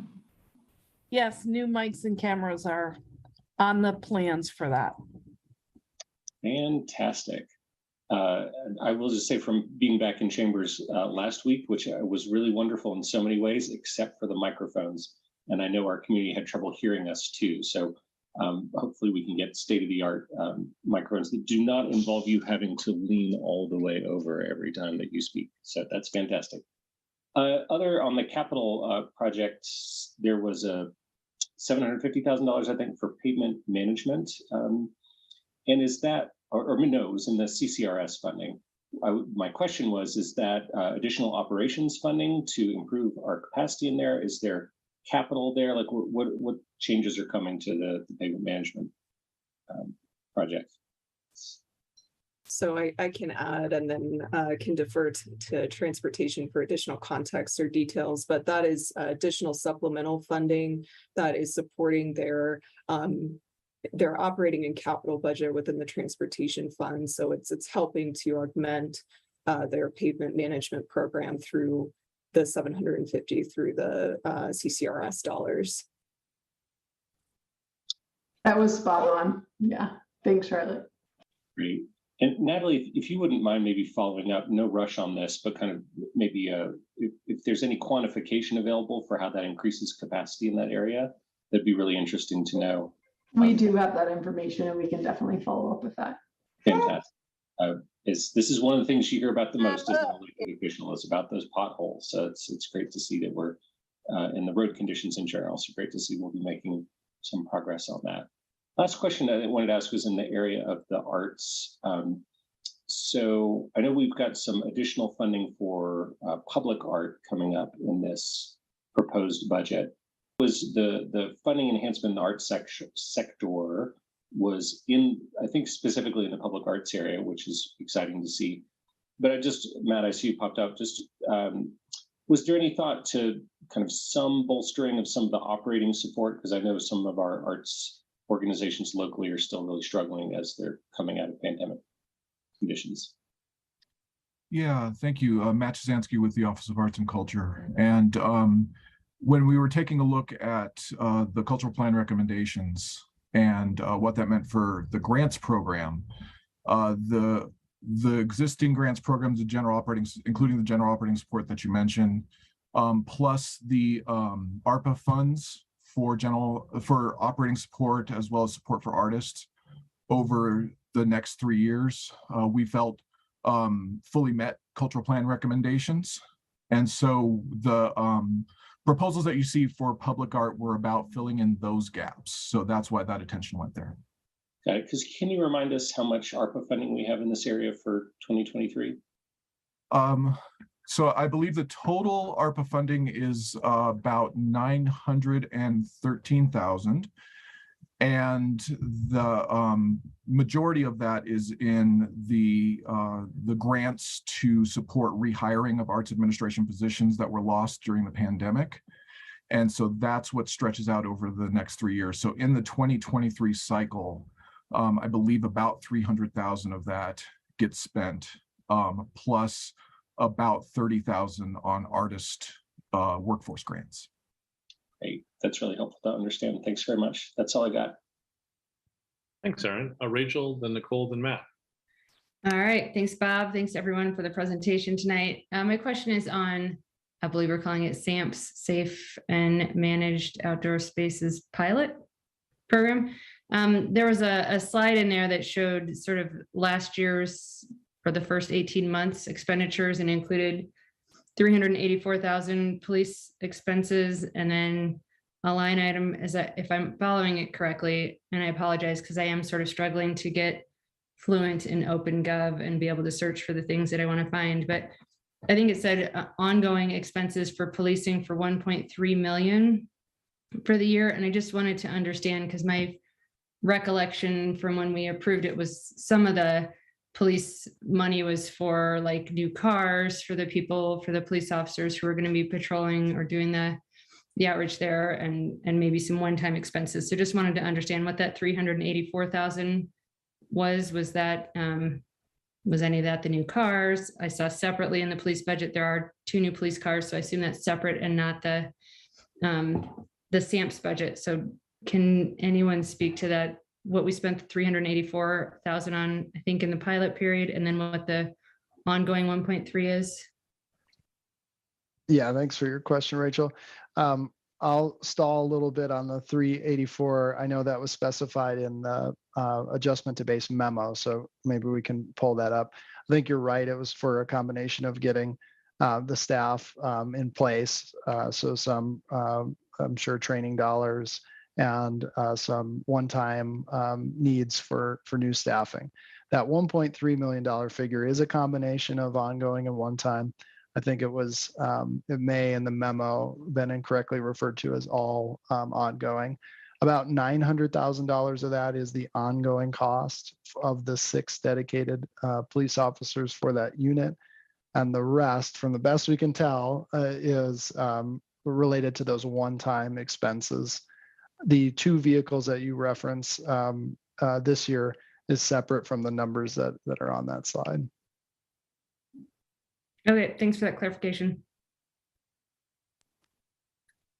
Thanks, Rachel. Nicole, Matt, and Mark. Thanks. I think Matt may have been first. Matt, if you want to go before me. Either way, I've got a couple questions. Go for it.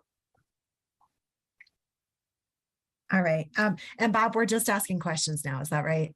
Yeah, I think so. I think what we'll do is we'll ask questions. We'll do the 4th section. We'll ask questions on that, and then we'll do kind of a wrap up at the end. How does that sound? Okay, sounds good.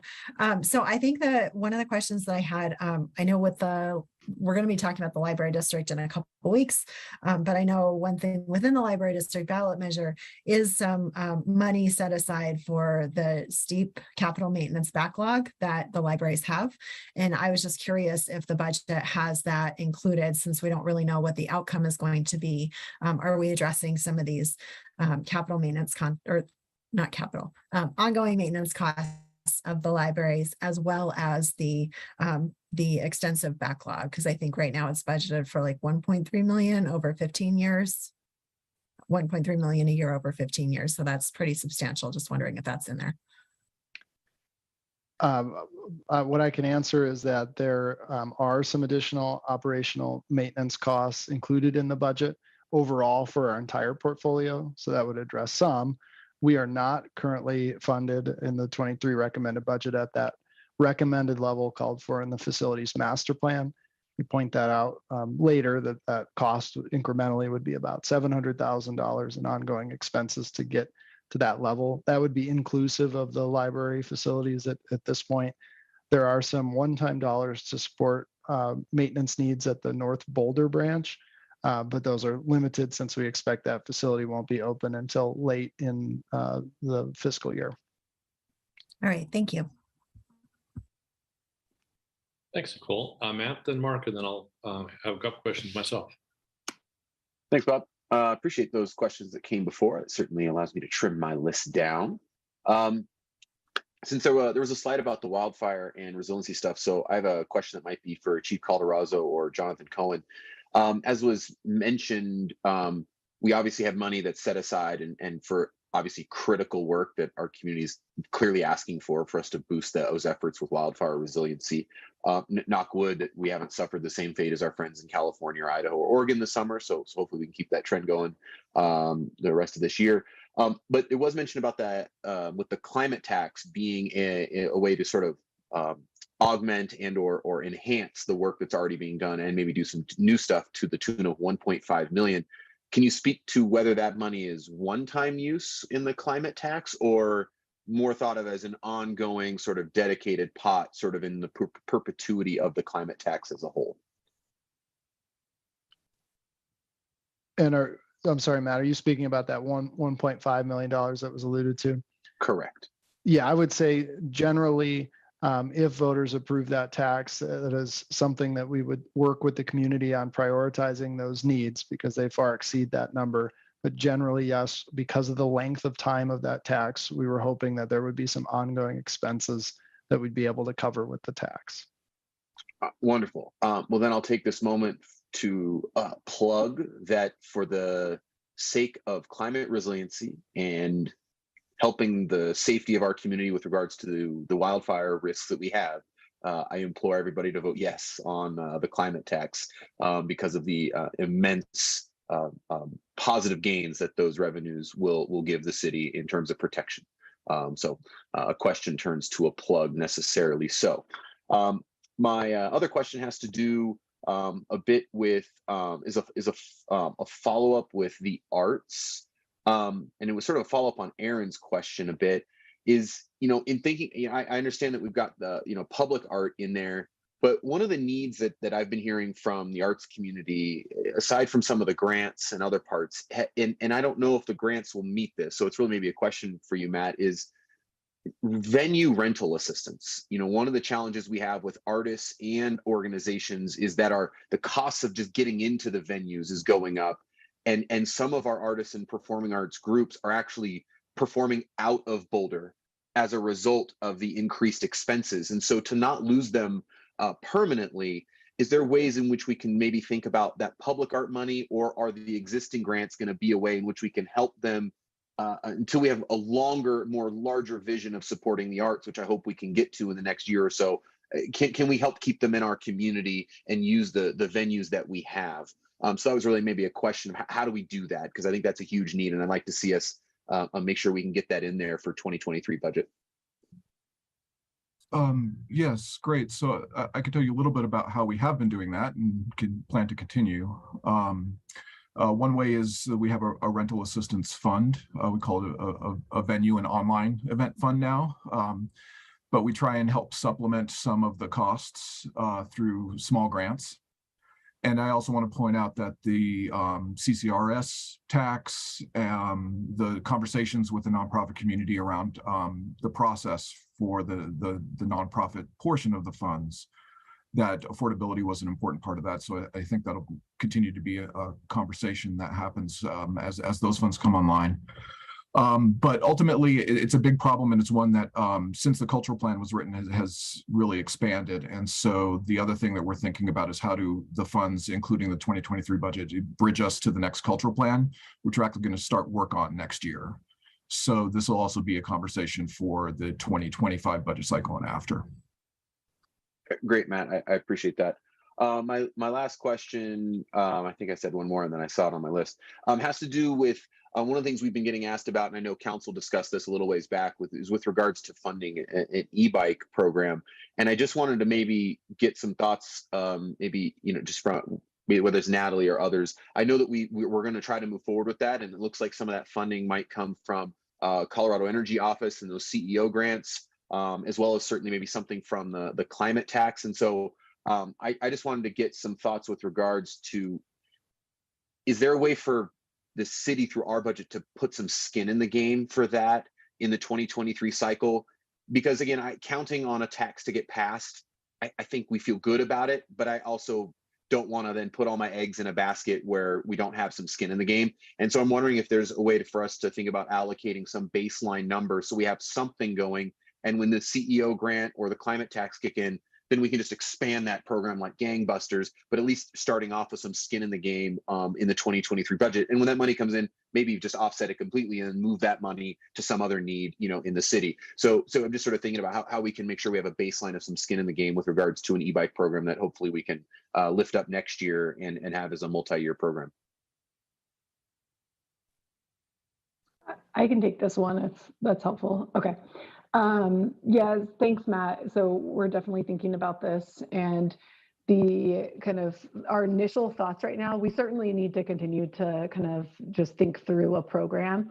But our initial thoughts right now is we're thinking we would start with probably about a $500,000 program, and that's based on, what Denver did, what Longmont's done, and just research we've done across the country. So, and we're talking to climate initiatives about how we can partner on that together. I think at this point, we actually have identified some funds this year that we could potentially start to use to build a program.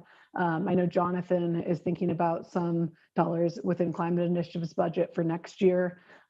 So we feel pretty confident we can probably get a program off the ground. If needed, what we'll do is we'll come back at an ATB in early 2023 for additional dollars if we feel like we need to get additional dollars allocated for it to get the program off the ground. But I think we're in a good spot as far as our current budget goes, and we'll certainly come back if we need to. Hopefully that kind of answers your question. It totally does. And I just want to highlight you're a rock star for doing this meeting with a kiddo in front of you. So kudos to you. That's awesome work. Thanks, Natalie, and your daughter for being available tonight. Matt, thanks for your questions and the plug for the ballot measure. Mark, and then I'll have questions myself. I really only have one area of questioning at the moment. If I have others, I'll put them on hotline. I'm thinking a little bit about 2024. In the memo from staff, we have identified somewhere between 13 million and more than in excess of $20 million of things that we might want to fund, but we currently have no way to fund them. And that doesn't even include Matt's e-bike program. So there's a lot of things we were not able to address this year. And I'm wondering, how are they going to be addressed going forward? We're not going to do all of them, but there might be some that are actually quite important. We've zeroed out our fund balances. And are we operating under the strategy that God will provide, or do we have a more concrete way of getting that 13 to plus $20 million of revenue that we're going to need to handle all of those priorities? And some of them are very important priorities, including continued enhancements for staff, investments in city staff, you call it, and you identify it as between $1 and $5 million. Where do we get it? Have we had any thoughts about that?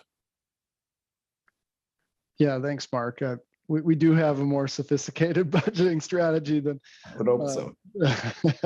And we do touch on this in a little, in a few more slides this evening. But I will say, just to answer your question in part, is that we have what we believe set up a better framework to make some of these decisions. And you're right, there are trade-offs, and we can't possibly fund everything we need in one budget year. That's why we're highlighting that, is that we want to work and are excited to work with this council on that prioritization exercise as we move towards the 2024 budget. So we'll expand a bit on that, but what you point out is correct. We are highlighting the many things that we know are needs going into next year, and we want to get out in front of that conversation to the best that we can. Well, I look forward to having that conversation with you. I think the entire community looks forward to having that conversation with you. So thank you. Thanks, Mark. Mark and Cara and Charlotte, I have just two questions. One, I saw that in the highlights that you have budgeted $750,000 for the operation of the homelessness day services center that we've talked about, but you haven't been able to budget the actual capital cost, the one-time capital cost of setting that up, because we simply don't know what it's going to look like or where it's going to be. And I get that entirely. Once we identify that, probably I would guess around early next year, and we figure out what those capital costs would be they eligible for use as one-time costs with ARPA funds? We believe they would. I think we'd like to do a little bit more confirmation of that, depending on the scope. But yes, I think based on the information we have, it would be an eligible one-time expense under ARPA. Great, thanks. Slightly different question. I know that you have proposed rolling forward the pilot on the ambassador program, which we heard about a few weeks ago, which I think the budget for 2023 was $372,000. I remember from when we put the pilot in place a year and a bit ago that this was actually a jointly funded program between the city and Downtown Boulder Partnership. For 2023 for the ambassador program, will Downtown Boulder Partnership be funding a portion of that? In other words, the 372 from the city, and there's some money coming from the Downtown Boulder Partnership. Is that a fair assumption? Yes, you're correct, Bob. 372 is the city portion. There's an additional amount from Downtown Boulder Partnership. And I see Chris, if he'd like to add anything. Sure, yes. Thanks for the question, Bob. Yes, there is a continued contribution. They're paying for 1/3 of the cost of the program in the downtown area. Great, thanks, Chris. That's all the questions I have. Any other questions? I don't see any hands. If not, we're ready to roll into the fourth and final segment around goal areas. I think we're going to touch briefly on library reallocation, although that'll be more deeply drilled into in a couple of weeks. I think we'll recap the timeline. We'll answer some questions in that last section. And then, as Nicole indicated, we should just roll into a general discussion about other things that people will like to see. Again, keeping in mind that we'll all have an opportunity to post things on Hotline over the next 2 weeks as well. So with that, Cara and Mark, it's back to you. All right, well, we're going to talk about the rest of the budget or budgeting by goal area. So again, we'll be framing this in terms of our sustainability, equity, and resilience framework around these goals. And we'll highlight a few things that we haven't touched on yet, some new investments, some continued investments in our base budget. Starting in the livable goal area, $24.5 million base budget, $18.5 million in new investments. I'll point out that the bulk of those, quote, new investments relate to the budget process change that we have alluded to, reflecting the expected expenditures, especially in affordable housing projects, in the annual budget cycle instead of mid-year. But it is to point out that we have almost $30 million in our base budget related to our affordable housing investments, housing assistance, human services fund related grants, amongst others. In livable are where you see the new investments related to the Day Services Center and the Behavioral Health Response Program. In Healthy and Socially Thriving, $40.5 million base budget and $3.6 million in new investments. This includes funding for the opening of the North Boulder Library branch expected in late 2023. This also includes one-time funding for the Experiments in Public Art program and to bolster public art maintenance activities. There are other investments that we've talked about related to public art signage and public art installations in the capital improvement program. There's a a fairly substantial increase to our recreation and parks operations. This includes new investments to restore swimming lessons at recreation centers, staffing to meet the demand of sport and recreation programming, and maintenance activities in our parks, including Belmont City Park. In our base budget is our older adult and family services program, which includes a new investment to restore the hours at the East Agewell Center, which began this year. In the goal area of accessible and connected, $57.3 million base budget, $3 million in new investments, including restoration to HOP transit service, community engagement program enhancements to expand stipends for our community connectors program. In library, community literacy and outreach, expanding the community literacy program, including our bilingual outreach. And then base investments include media and external communications and video services such as to Channel 8. In environmentally sustainable, we have a $53.4 million base budget and $2.5 million in new investments. This includes the wildfire resilience efforts, open space talked about earlier. It also includes the extension of the Urban Parks Ranger program and some enhanced forestry maintenance operations. Environmentally sustainable also includes our water resources and treatment programs, our wastewater best practices, and resources and stewardship in our trail maintenance and capital projects on city open space. In the area of SAFE, $80.3 million base budget, $3.7 million in new investments. These include our base operations, our base operations of emergency operations and patrol services and fire and police respectively. Within emergency operations and fire, that includes the $1.1 million in new investments that we talked about earlier. The quote, distribution and collection system maintenance is the technical program where the new encampment management team is proposed to be operated out of stormwater, but funded through the general fund. Within alternative police response program, this includes enhancements to the animal protection unit and expands the city's red light camera program. In responsibly governed, $85.4 million base budget and $2 million in new investments. This includes the implementation of ranked choice voting in the city clerk's office. Other base investments include IT infrastructure services. So all the stuff that allow us to meet virtually this evening, in addition to many, many other services.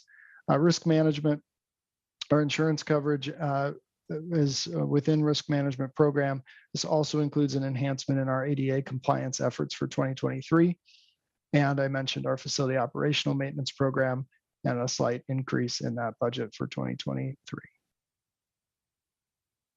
And last but certainly not least is our goal area of an economically vital $17.2 million base budget, a little over $500,000 in new investments, including a new citywide position. I suppose this is self-promoting and technically is within the budget program at the moment, though this is a citywide resource to help obtain and manage federal and state grants. Also within economically vital is our core programming and economic vitality and district management.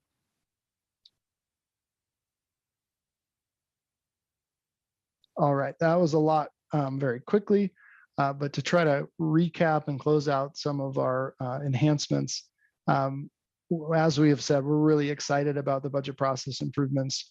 It's a major first step. We know that more improvements will come as we receive feedback from this go around and look forward again to the next time we develop a budget, which will come up sooner than we know. This budget advances our commitment to equity in a number of different ways, continues to make crucial investments in our city staff, and addresses top community and council priorities while maintaining our commitment to core services. All right, I'm going to take us home with this last section. So a few future budget and policy considerations, starting with ongoing funding implications, and then we'll touch on some of our unfunded needs. Related to that is our master plan process alignment. some expiring taxes that we want to note. And last, we'll touch just briefly, basically foreshadow our conversation in 2 weeks. So to start with ongoing funding implications, Mark, you touched on this a little bit earlier. We do make significant investments across key priority areas. We have used one-time funding to advance several priorities in 2023, some of which do have ongoing funding implications, such as the Day Services Center, our non-law enforcement behavioral health response program, recreation services. There's a one-time increase to the subsidy of the Recreation Activity Fund to continue those services in 23, and part of the Safe and Managed Spaces program. We also have made investments in ARPA, most of which are one-time in nature. We have invested at Council's direction in a number of different transformative areas to help support the community in the recovery from COVID. Those investments are allowed to continue to be committed through 24 and expended through 26. So we do have some time flexibility. However, there are certain areas that we've invested in that may have ongoing funding implications, such as strengthening our mental and behavioral health nonprofit partners, the guaranteed income program, although early in its stages, and economic vitality programming as a few examples of that. In addition to those, we know that there's other areas that we will again expand upon in 2 weeks as we talk about unfunded needs related to the potential library reallocation. To point out a few that we haven't touched on, there are core operation demands going forward. Think about anywhere from snow removal to median maintenance to recreation services. There's a number of core operations, core activities that the community expects, the maintenance of our facilities, that there's probably a large dollar price tag there that we are currently doing an inventory of to refine those numbers. There's a number of master plans that point out investments that we have made some commitments to, including advanced life support and other related fire master plan goals. I mentioned facilities, recreation services, and the sustainability not just of the fund, but our facilities, our recreation facilities overall, and the services that we provide through the Recreation Activity Fund. Our continued investments in city staff, that's a big range, but those strategies are continuing to be developed. A permanent safe and managed spaces program, the elements that are currently funded as one time, cap out at about $1 million. And then these other ARPA related initiatives, which are hard to quantify, but we know may be a future need. And then related to those unfunded needs is looking at our master plan process. We have started this conversation with our financial strategy committee. Again, there are 12 active or soon to be active master plans. These master plans vary approaches to identifying funding requirements.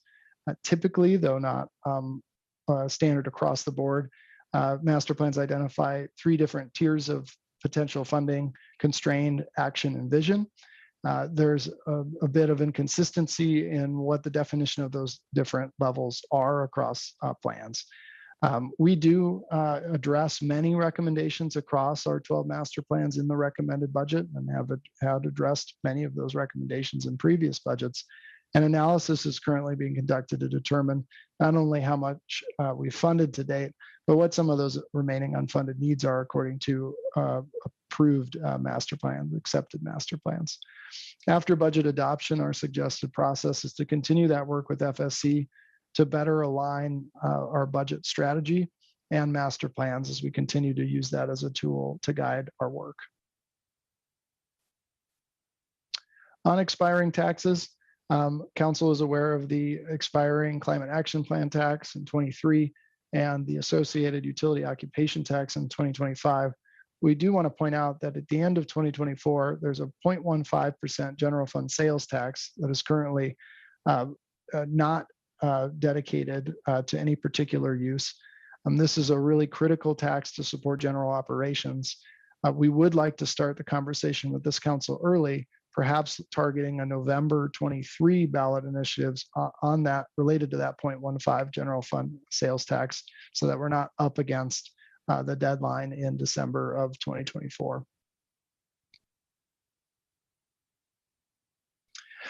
And lastly, briefly on potential library budget reallocation, we do now have a study session item scheduled for September 22nd.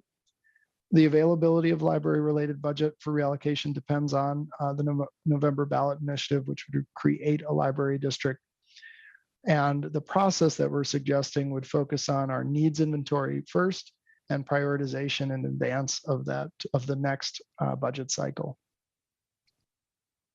We'll discuss this at more length, but again, just to give you a little preview, what we're looking at is conducting that inventory to try to quantify need in a number of different areas, review these needs with council and FSC, and have some type of prioritization prior to the 2024 budget process. And what are those areas of need? And again, we'll elaborate in 2 weeks. Those core operational needs, programs or services that are aligned with established policy, new investments that are aligned with policy, kind of new that are meeting emerging needs that may not be aligned, and then the area of potential tax relief or rebate considerations as well. So we'll cover those again in greater detail next week. And lastly, I'll put a slide up that I've already touched on and alluded to in the answer to Mark's question. This may seem overwhelming when considering some of our needs, but I put this slide back up to try to provide an optimistic perspective on where we're going. We're building on these tools to provide a framework that centers on equity and allows us a chance to make data-informed decisions in pursuit of our goals. I do want to just take a quick moment to recognize the leadership of Nuria, Chris, and Kara. This is our first budget process together as a team, who have really driven the vision to allow for a better foundation for tackling these challenges ahead. And certainly to recognize you, Council, going through all of this change first and to champion it. We know it's a lot, but your leadership will have a lasting impact on our future budget decisions. And this is my last slide tonight. So the key question was related to identifying if there are any substantive changes to the budget. We are more than happy to receive that feedback tonight. And again, knowing that you may need a little bit of time to digest, we are suggesting that process to give you a couple more weeks.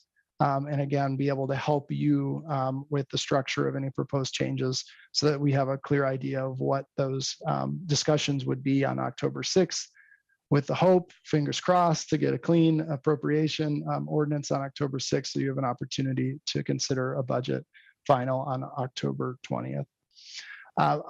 I know we have 6 weeks to go here, but just wanted to recognize the incredible work of the budget team and department budget staff. Many late nights and a lot of patience went into what you were reviewing today, and I'm very proud to present their work. So thank you for listening to what is a lengthy presentation, and now I will yield for questions on that section and discussion. Bob? Thanks so much, Mark. And just an outstanding presentation. And I know it's the first time that your budget team, or at least that group of people, has worked together. It's the first time, first budget for many members of council. It's the first time for OpenGov. So we got a lot of firsts here. And Aaron, I think this is our 7th budget. And I think you'd probably join me in saying this is the best presentation and the best organized budget that I've seen in my years on council. So great job, guys. Just a fantastic job. And I'm sure it'll be even better next year. So let's try to be efficient here. We're at 8:05, so we still have got another 55 minutes to meet our self-imposed deadline. But let me suggest that we kind of take turns, the 9 of us, going through. And if you have any final questions relating to that last section, or any general questions, go ahead and ask them, and then roll right into any comments you'd like to ask as well. So let's just do questions and comments combined. And let's try to have all 9 of us maybe lay in here. If we can kind of keep it to 2 or 3 or 4 minutes each, that should give us enough time to get all the way through and still get out by 9 o'clock. Keeping in mind that we all have a few more bites of the apple by the 23rd of September. Staff has asked us to post on Hotline any other changes or questions we have. And then of course, we'll have an opportunity on October 6th. But the idea is to try to give staff as much as possible, either tonight or by the 23rd of September, so that we're not doing a lot of changes on the fly during the public hearing on the 6th. So who would like to go first with either final questions or comments? I see Rachel. I have maybe a threshold question as we get into questions. And I asked Sarah Huntley about this earlier, but it sounds like we did not have community connectors involved in reviewing this budget. Is that accurate? Maybe to Nuria. Hey, Sarah Huntley. Yeah, I know that there's folks joining here. No, that is correct, Rachel. And I'll just say that establishing OpenGov, while it does not solve everything this year, it does provide a platform for much greater transparency, which was a huge area of focus for us for the 2023 budget. It is not good enough, at least from my perspective. And so it is something that we will continue to work on. And I know that for many of our individual investments that are covered in the 23 budget, there has been significant community engagement related to some of those. So it's not completely absent, but certainly in the budget itself, we know that there's continued improvement along those lines. Thanks for that. And I didn't mean it as a criticism directly, because I don't think we've done it in the past. I just don't think that that's something, we haven't had community connectors involved in the organization for a long time. So wanted to flag that. And also if there are sort of key things that are asked by my colleagues coming up, is there any chance that there is time to involve community connectors in the next couple of weeks on some of these issues, or does that just take way too long? I will yield to Sarah on the mechanics of that. Good evening, Council. This is Sarah Huntley. I'm the Director of Communication and Engagement. Thank you for your question, Rachel. I agree with Mark that this would be a great addition to our upcoming processes. And one of the things that's really nice about the OpenGov is we really could zero in on proposed enhancements instead of handing community connectors a big fat budget book and saying, figure it out. We really could target our questions to them. In that vein, I would say that if there were a couple of areas, specific enhancements or specific proposed expenditures that you would like to get feedback on, we could endeavor to get that. Just want to point out that we really only have a few weeks until this comes back to council, so it could be a little bit challenging. And I would really want to limit them to maybe just a few if we really feel like that perspective would be particularly valuable. But I will listen to the continuing conversation and take some notes if there are a few that council is really interested in getting feedback on. I will then confer with Ryan Hanchin, who runs that program, and see what we can do. That sounds great. So again, just wanted to flag it if we find ourselves sort of embroiled here in the next few minutes, bickering maybe. Sorry, Luna really wants the food I have in my hand here. Maybe that would be good to take a couple things out to community connectors and get that input, because it's so valuable. I find it from my perspective. Thanks. I just wanted to add to that I really like the question, and I certainly have seen that in other cities as well, and I think it's a really good practice. So I appreciate it and want to make sure that we're thinking about that for next year as well. I also want to highlight that for some departments that have perhaps newer strategic plans, community connectors have been a part of it, and I think Mark was lifting that up a little bit in terms of helping to get those recommendations and thinking about what that looks like. But I just really think that that's, I think it's a great idea to think about, and how do we move towards that and be more inclusive as we continue to put racial equity focus on our budget is terrific. So thank you for highlighting that. Rachel, thanks for that process suggestion. Do you want, since you have the floor, Rachel, do you want to launch into any final questions or substantive comments, or would you want to yield to the next person, who would be Mark? I would like to yield so that Luna stops harassing me for the food in my hand. I'm going to eat, and then hopefully people will ask my questions. And I'm sorry, my mouth is full. Thanks. Fine. Mark, you're up for both questions and comments. I'm going to reserve any particular comments about line items for the hotline. I would like a little more time to look at it and make those determinations. But I do have a question, and it's with respect to the $34 million of enhancements. 14 million of those are something called budget realignments. And the largest is $11 million budget realignment for affordable housing. My first question is, what is that? And my second question is, does this mean we don't have $34 million of real increased expenses, and 14 million represents some kind of bookkeeping entry, or do we actually have $34 million of enhanced programs and expenditures? Yeah, that's a good question, Mark. So you do have $34 million of investments. So those are real dollars that are invested in the community. The 14 million that we reference is not new, meaning that those are typical annual investments that we make. We just don't typically make them in the annual budget, the largest of which is the $11 million for affordable housing. So I'll walk you through that process. Because we don't know exactly what that revenue will be, because some of that is dependent on development, for instance, we tend to wait until later in the year when we have a better idea of when those are coming in or when other grants are coming in. And then we go to the adjustment to base, we book that revenue, and then we appropriate the expenditure based on the investments that we're anticipating in that year. What we did is we looked at the history of those investments over time, and it averaged at about, I think, 11 or so million, and Charlotte can correct me if I'm wrong. And so what that does is it's not only more transparent about the investments that we're making on an annual basis, it does provide HHS a bit more flexibility early in the year if there's an affordable housing investment opportunity without having to worry about that extra appropriation mid-year. Okay, so this is an actual appropriation of $11 million towards affordable housing to HHS. Correct. Is that correct? That is. Okay, I'm good. Thank you. And Mark, you're going to save any other comments you have to your hotline post, is that right? That is correct. Great, thank you. I don't see hands up. Surely people have questions or comments they'd like to raise. Matt, thank you. Yeah, we got to see. I want to at least make this nerve-wracking for the over and under on whether or not we're going to reach our time limit. So I got to play the game here. Well, so I similarly to Mark, there's still some more to chew on. I think I asked the questions that sort of rose to the surface pretty quickly, but I think any others I'll probably reserve for hotline. But I do want to make a couple comments, and one is, I think, for one, as I said, to compliment staff on where they had. So I think that the gushing is present and will continue with regards to how they got us to where they are.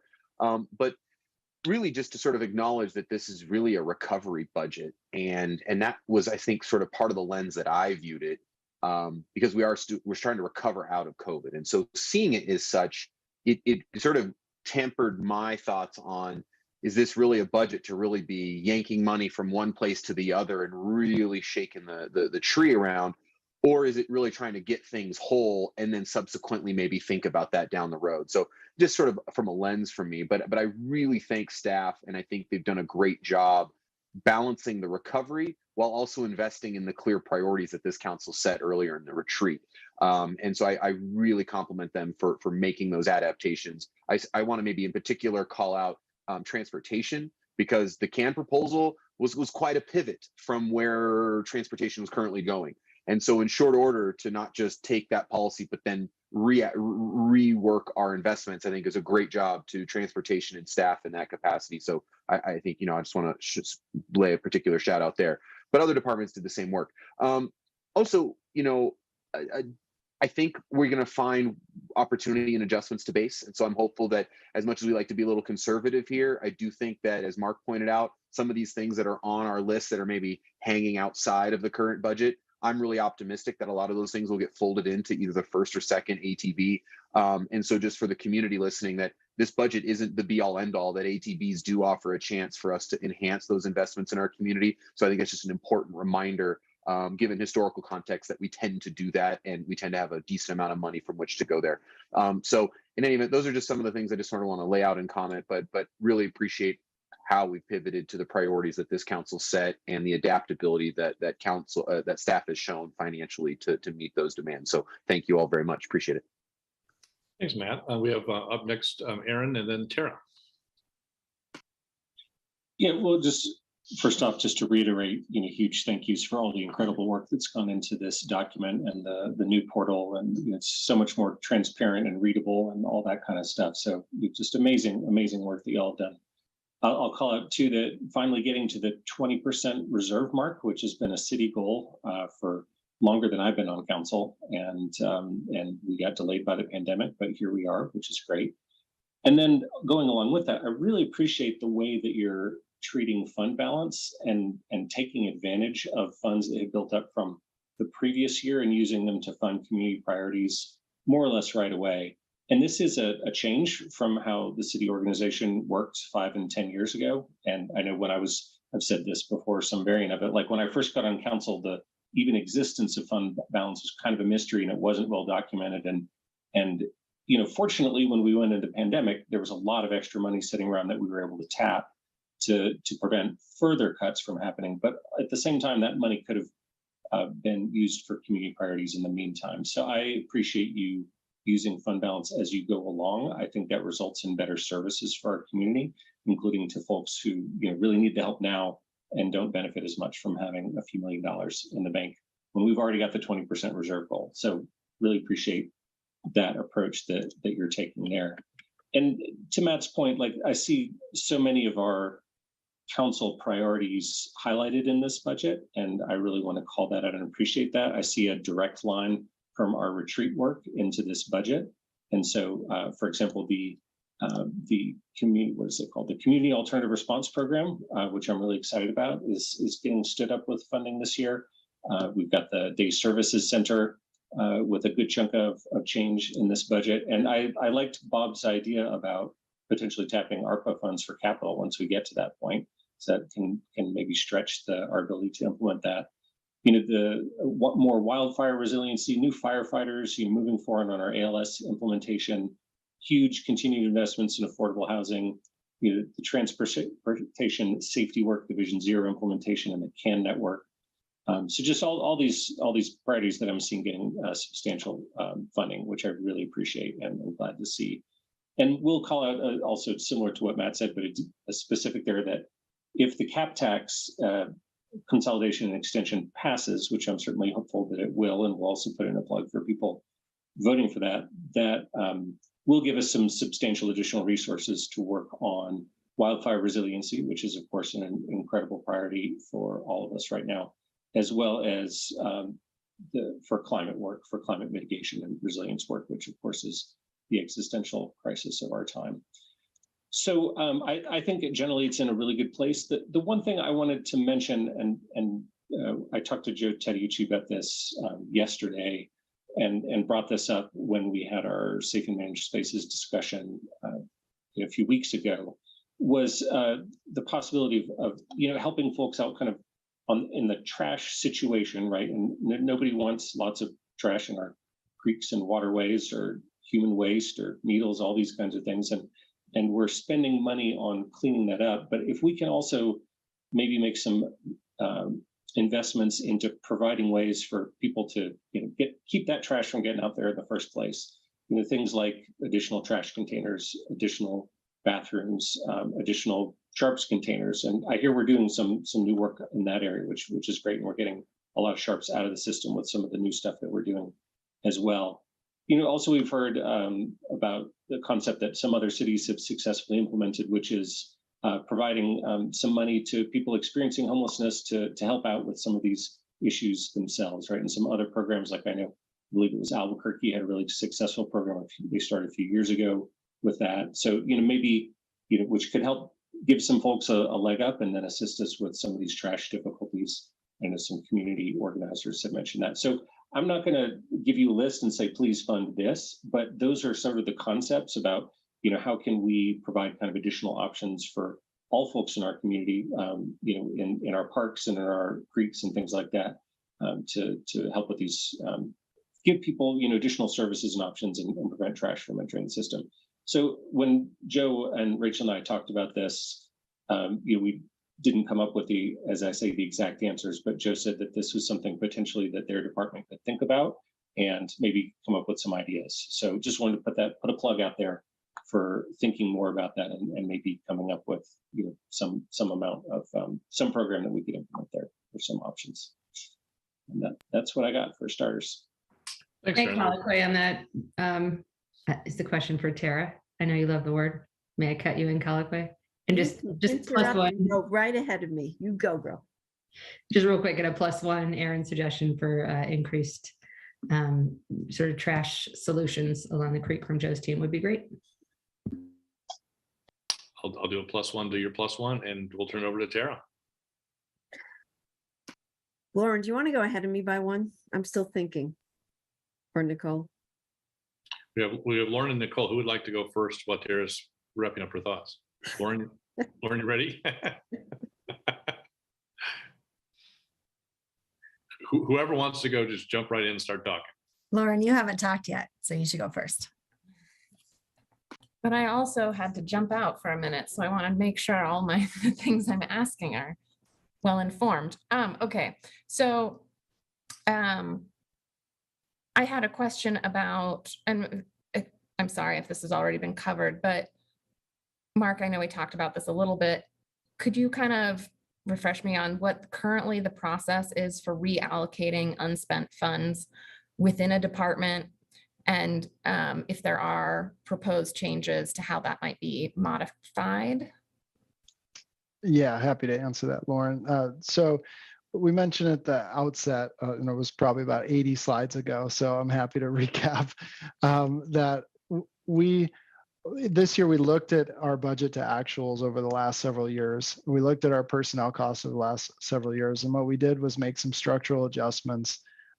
So budgeting at less than 100% of our total personnel costs, knowing that we're going to do that on an annual basis every year, right? Vacancy savings, et cetera.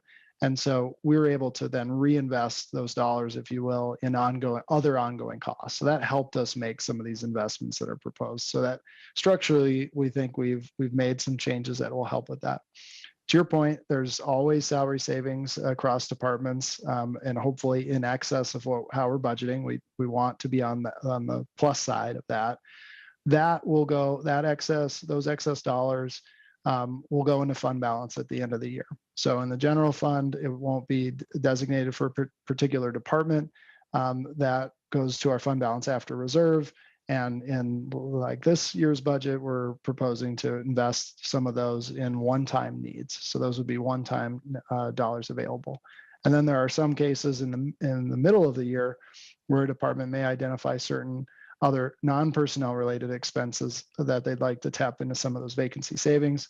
That's a standard practice, but that is something that is scrutinized and reviewed by central budget, and depending on the scale, all the way up to the city manager's office.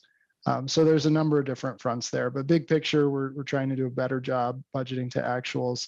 And in the event that we do have vacancy savings, we do try to invest those in one-time uses during the annual budget cycle. Thank you, Mark. And I'm just gonna, reiterate a lot of what people have already said. I really appreciate this new format, the ability for everyone to get much more detailed information online about the budgeting process, and all, using the city's values as a lens for reviewing these budget enhancements and the future strategic evaluating for how spending is achieving our goals. I want to second Aaron's, or I guess fifth or whatever we're at now, Aaron's suggestion on doubling down on the trash and sharps collection, and public restrooms are also a big one for me. I'd like to see just making sure that we're investing in those things so that we're not having to spend as much money on cleanup. There's also a couple of, like, in terms of personnel, I see that there's still a lot of overtime in fire.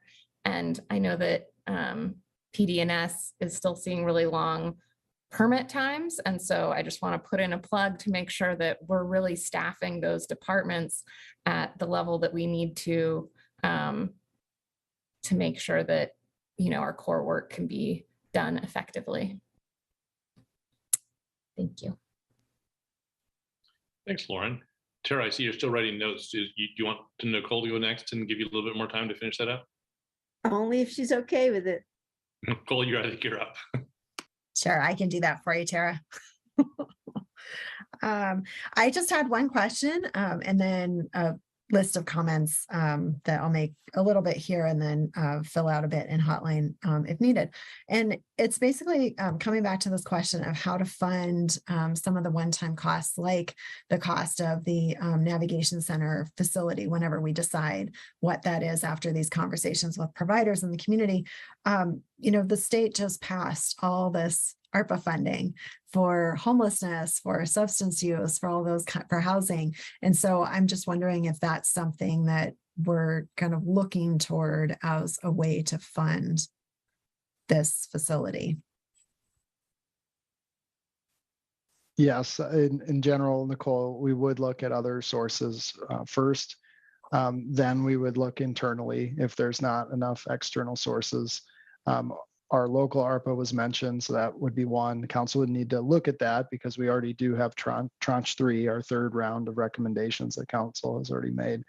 And then if none of those avenues could work out, we would look to fund balance after reserve. You'll notice that structurally we don't have any left as the 23 budget is proposed. However, we do anticipate vacancy savings for 22. And as we approach the end of the year, that's another source where we could potentially look at depending on those projections and timing. So I think based on once we have a little bit better idea on the rough order of magnitude, we can begin to pursue some of those avenues. Awesome. Thank you. Yeah, I would very much be in favor of using state money rather than city money for that as much as we can. Okay, moving on to just sort of some general comments then on the proposed budget, and just want to echo everybody's thanks. This really is wonderful. It is a little challenging to make the transition in this year, and you've made it a lot easier for us in this presentation. So thank you.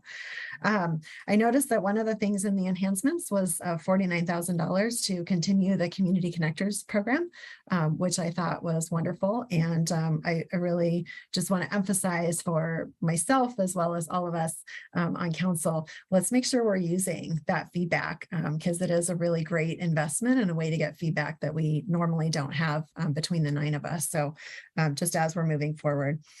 The one thing that I wanted to mention, I've talked to some staff about this in the past, so this will be a repeat for some of you. But as far as the $373,000 that's going into community court and creating some permanence there, I just want to highlight that this is a really kind of staff intensive program. I think it's been, beneficial in the degree to which it's been able to connect people to services, but kind of even beyond the navigators, it's intensive because the police are going out and giving tickets to people. And then people are taking these tickets to community court to get them waived by connecting to service providers. And I would really love for us to think about how we can eliminate some of the middlemen in that process, because incentivizing people to come to these services in the first place is sort of a faster route. And I think it would be a cheaper route to getting people into services than having this ticket and then go and try to get your ticket waived and then connect to services model, just eliminating some of that first part and taking people directly to services. With the Housing and Human Services, I saw there was a $200,000 enhancement going to basic needs. I would like us to consider making this a lot more, especially around things like rental assistance, childcare assistance. Some of the data from service providers, like I talked about last week, such as EFA, is really concerning to me how much greater need people are having. And this is a place where an ounce of prevention is really worth a pound of cure. Investing in the well-being of families and others who are struggling right now will pay dividends. For future councils, they won't have quite as much to deal with if we are trying to keep some families and folks who are really struggling afloat right now. So just something to consider as we are thinking about this.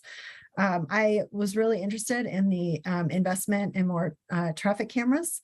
This seems like a really great thing to me, and especially because as I was looking at the budget, one of the big sources of spending for the police department looked like traffic violations and patrols were part of that. And to me, it seems like if we're putting in place things that will prevent police from needing to do some of that traffic work, then we're getting to a place where more time is freed up for investigating the things like bicycle thefts and catalytic converter thefts that we know are kind of big in our community right now and that are affecting a lot of people. So that was great. And I just want to say, please, more of that. That would be wonderful. I also just wanted to call out, folks have heard me talk about the importance of social infrastructure, the arts, how important all that is. We talk about how wonderful the arts are for our community and how it makes our city such a wonderful place to be culturally, and yet we don't really fund it to a very high level. This is a place where a little more funding can go a long way because we're not funding the arts at very high level. So just something to think about there. And I just want to kind of echo people's comments about the encampment cleanup team and just note, I've mentioned this to some of you in one-on-one conversations, I'm not really excited about getting another encampment team for $500,000. This was a pilot that we did over the course of about 1.5 years. The intention was, as I understand it, to decrease encampments. That doesn't seem to have worked. And so I guess my sort of question for us is, why are we investing almost $500,000 in a program that has not kind of had the success that we were looking for? And can we think about some new and innovative ideas to, if we're investing in a pilot, let's try a pilot, but putting in place another team doesn't feel quite right to me. And then finally, just to Mark's point, Mark Wallach's point, looking 5 to 10 councils out, we've got a lot that we're dealing with now that we're going to have to deal with in the future. Air pollution, drought, extended heat events like we're seeing a little farther west right now, floods, fire, supply chain issues, food supply, economic, social, climate, refugees. We're going to need a lot more money, or we're going to need to prioritize some of the things that we're focused on. And as we're thinking about what these key performance indicators may be in the coming years, I just want to put in a plug for focusing on things that are going to keep us alive and keep our community safe for as long as possible, given what we have ahead of us. And I think I would be interested in performance indicators that are helping the community understand that we need to be better at prioritizing the things that are going to keep our community safe and well in the midst of the climate crisis, or we really need to think about how we're going to get more money to fund a lot of these things that we're going to need. Thank you. Thanks, Nicole. Tara, you're ready. I am ready. Let me pull my hand down. Oh, I'm glad I waited, Nicole, because I want to comment to your comment. First of all, I just want to say that I think this budget is amazing. And the reason why I think it's amazing, and I don't usually get excited about budgets. I've never had a budget. I'm not good at living on a budget, let's just say. But I think this budget is amazing because you captured all the council priorities, pretty much all of them. It's like a miracle budget. But you also captured the community priorities. And what I mean by that is we all have different priorities. And the thing about priorities is we all think our priorities are the best priorities and everybody should have our priorities. But in reality, we all have different priorities. So what's great about this is if there was a big pizza pie with like 10 toppings on it, somehow all the toppings got on there. And that was my stab at a metaphor, which, as you can see, I'm obviously really bad at. So I'm never going to do it again. I am going to say that I would normally give a top 5 favorites, but everything is my favorite. So I'm not going to do that tonight. I will say that I'm a big fan of SAMPS because I went and that is the safety and managed spaces, because when I did my walk around with them, it was an incredible 2 hours, how compassionate and caring, but also how much better the grounds look litter-wise. When I rode my bike today, I saw a lot of cans in the water. Did people stop putting cans in the garbage? I don't understand, but that's a whole nother story for another day. And there was a fair amount of garbage everywhere. So for me, litter used to be one of our big priorities here in Boulder, and I would like it to become one again. What is great about SAMS is that they can keep all that under control. And I'm not even saying who's making the litter. I just think it is something that is not a great community. What's the word I want to use? Somebody give me a word. Matt, it's not a great. Okay, nobody. Well, you know what I'm saying. I do want to say one thing, that if I did have something that we would spend more money on, it would probably be parks, because parks has always been, you know, when you had the three things, Mark, it was like constrained, and then what were the other two? Constrained. Action and vision. Right. Well, parks has lately just been under constrained all the time. As an example, and I know we're all talking about toilets, but I would like, if Allie is actually here, for her to explain how much money it actually costs to do one toilet, and how vandalized they get, and how almost impossible it is to actually fix said toilet. So when it comes to budgeting, Allie, can you explain? I am actually here. I'm Allie Rhodes. I'm the Director of Parks and Recreation. Tara, your question was about a restroom. So our recent costing, the installation fully loaded of a restroom, if it's a prefab unit, whether it's one of the typical ones like we just installed at 9th and Canyon or at East Boulder Community Park, or if we were to explore some of the newer models that stand up better to more urban uses, we're looking at about $500,000. And then, as Kara showed, my favorite slide tonight was the one where they talked about ongoing and one-time costs. For a capital expenditure, there are ongoing costs to operate a restroom. Our average right now without vandalism is about $40,000 a year. What Tara is referencing is what we're seeing in Boulder, is what my colleagues across the country are seeing. The world is angry, and they are taking it out on their parks and their bathrooms. And we are spending a significant amount of money on vandalism. You'll see it likely in ATB2 unless we find money elsewhere. And so these result in a loss of the service for the entire community. The supply chain issues are making it even more challenging, as our friends downtown are aware. Yeah, so it's pretty complicated. The 10-year fully loaded cost of a restroom in a park is about $1 million. I'm not saying we shouldn't have them. I'm saying that we need to budget in for all that. Wasn't there recently vandalism at North Boulder Park? Didn't somebody bash the entire bathroom in for some reason? Or am I wrong? At Foothills Community Park, the toilet, I don't know what they did, but they were in thousands of pieces, the toilets. So, you know, just so we keep that in mind for our budget. And I just want to end with, thanks, Allie, Director of Parks. I just want to end with saying that I would hope that we would keep this budget as it is or close, because I really do think that it satisfies everybody a little bit. And there's no such thing as everybody being completely happy, but there's a lot to be said for most people being pretty happy. That's what I'm going to say. Is that it, Tara? Wait, let me just think. Hold on. And if I said anything offensive tonight, I definitely take it back, and I didn't mean it ahead of time. So I think that all Nicole's left. I think in terms of safe and managed spaces, that all people likes to feel safe and to have clean spaces. So I feel like this is a community value for everyone. Now I'm done. Thank you, Tara. Junie. Thank you so much. I think, Tara, I have the same fear as you having this discussion, because community members care deeply about the budget and how we spend money. So they may not always agree with what we say. But so I have a question. Can we go back and make some of these changes and for reallocation? Because I think a few of us mentioned increases, and I'm wondering, where is that money going to come? Yeah, that's a good question, Junie.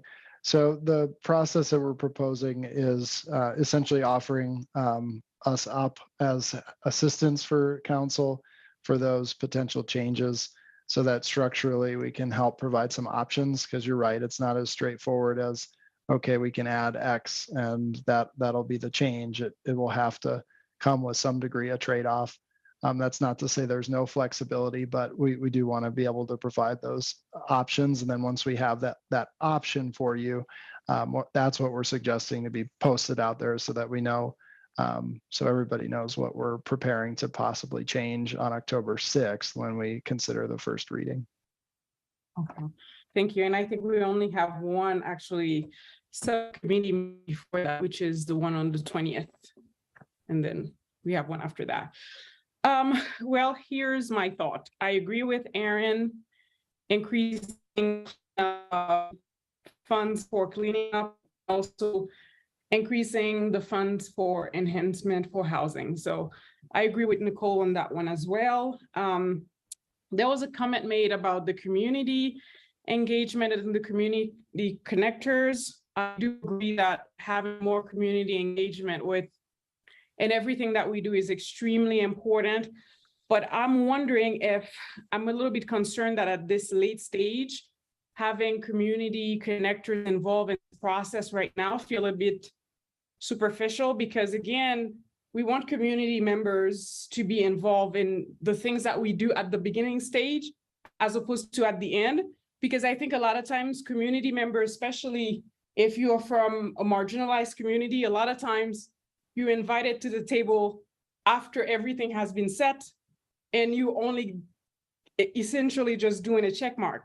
So I feel like that might be a little bit inappropriate. So I think in the future, how do we embed these community connectors into more like departmental processes? So before the budget came before the committee or before council, they are already part of that process, as opposed to waiting to the very end when it's essentially an approval process and we're bringing community connectors in. Also, I want to say I appreciate the level of transparency the city staff has shown us, which will be possible through OpenGov. So great job to that. And also, I think I want to reiterate what Nicole said about the arts. I've talked with community members. I think it's so important that we fund arts programming, and also that we ensure that people in the community have a place to express themselves. And my understanding here in Boulder, there's a lot of small organizations and nonprofits that are doing a great job. And also there are places on CU campus where people can rent, but nonetheless, it's just, we don't have really a community center or an arts center where people can go.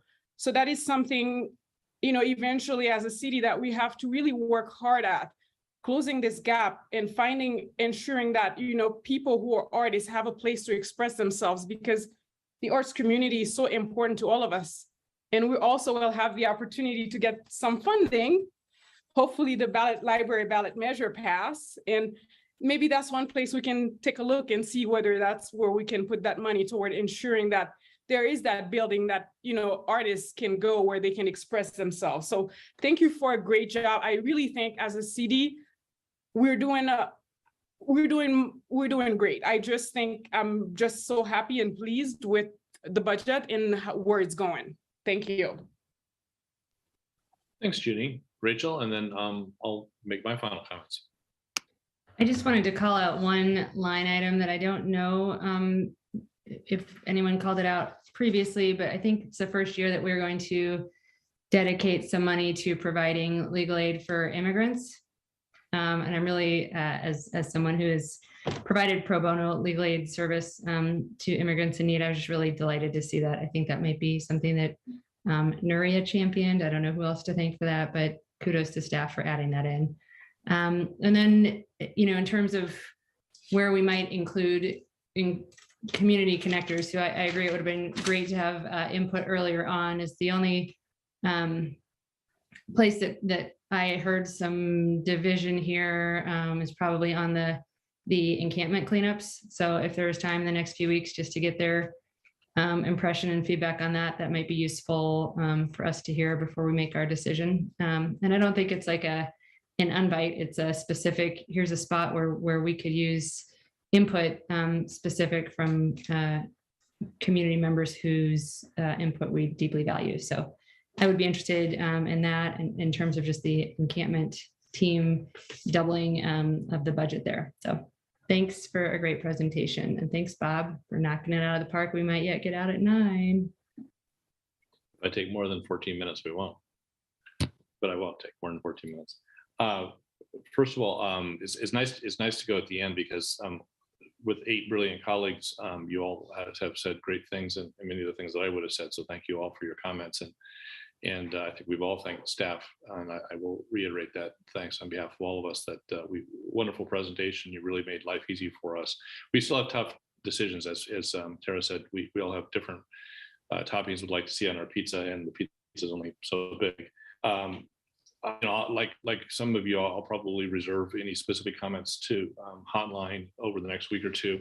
But I also recognize what Mark said, which is this is zero sum. So we can all say, well, geez, we'd like to see more money for A or B or C, which means that X or Y or Z needs to have less money. And so I think it's a little dangerous. I'll just express my opinion. I think it's a little dangerous for us to go too far down that path because there are literally thousands, probably tens of thousands of hours of staff work, not just the budget staff, but all these departments who have negotiated amongst themselves and come up with a package that they all seemingly can live with. And then for us to come through and say, well, we need to have more of this and less of that, seems to maybe be somewhat disrespectful of the work that's gone through. So while I think we all can share our opinions and we all hear from constituents in the community, I for one, am going to be very careful about what I suggest we add because, whatever I throw out there is going to be damaging to some other appropriate budget. I will say that I completely agree with Aaron on our success in NERIA. Congratulations. This is something that Jane wanted for years and years to get 20% reserve. And as you all heard, not only is that the right thing to do from a financial stability and security standpoint, it also saves us money. We get a AAA bond rating and we can borrow money at the cheapest level. And that saves us money, which allows us then to invest in some of these other things that we heard about tonight. So let's not, whatever we do, let's not dip into our reserve and never fall below that 20% threshold. It took us a long time to get here, and COVID tripped us up a little bit. And now that we've achieved it, let's never backslide. I agree with Matt that to the extent that staff does hear from council members on some additional priorities that folks would like to see, and if it is zero sum and you just can't really increase, you can't pay Peter without robbing Paul. One of the things that you guys might think about in the budget group, and I'm sure you've already thought of this already, is trying to prioritize some of the things that you'd like to do or your colleagues on staff would like to do, or the things you hear from council that we'd like to do, really prioritizing them as you look to the next couple of adjustments to base, as Matt suggested. So we won't be able to necessarily stuff everything into this budget, but we invariably conservatively estimate, and I appreciate that. And my guess is we'll have some pleasant surprises as we close out this year and we didn't spend necessarily all the salaries that we had budgeted, and then revenues tend to be a little bit better than we forecast. I hope that continues. And so as we find money, so to speak, in the first and second quarter, I hope that, as Matt suggested, we do some adjustments to base and maybe pick up some of these things at least mid-year. Then I'll close my comments with a kind of a philosophical statement. One of the things that really has troubled me for as long as I've been on council and long before that is how dependent the city is on sales tax. When you hear that 50% of our budget comes from sales tax and only 15% comes from property tax, I think that's a very, very dangerous situation to be in. And we went through a very tough recession in 2003. We went through a tough recession in 2008. We went through actually a surprisingly mild recession during the pandemic. But every time we have an economic downturn, I mean, it's just live by the sword, die by the sword. And when times are good, they're really, really good. And when times are bad, they're really, really bad. And we have communities around us, both in this state and across the country, that have a more healthy mix of property tax and sales tax. And of course, property tax tends to be very stable. It's less regressive.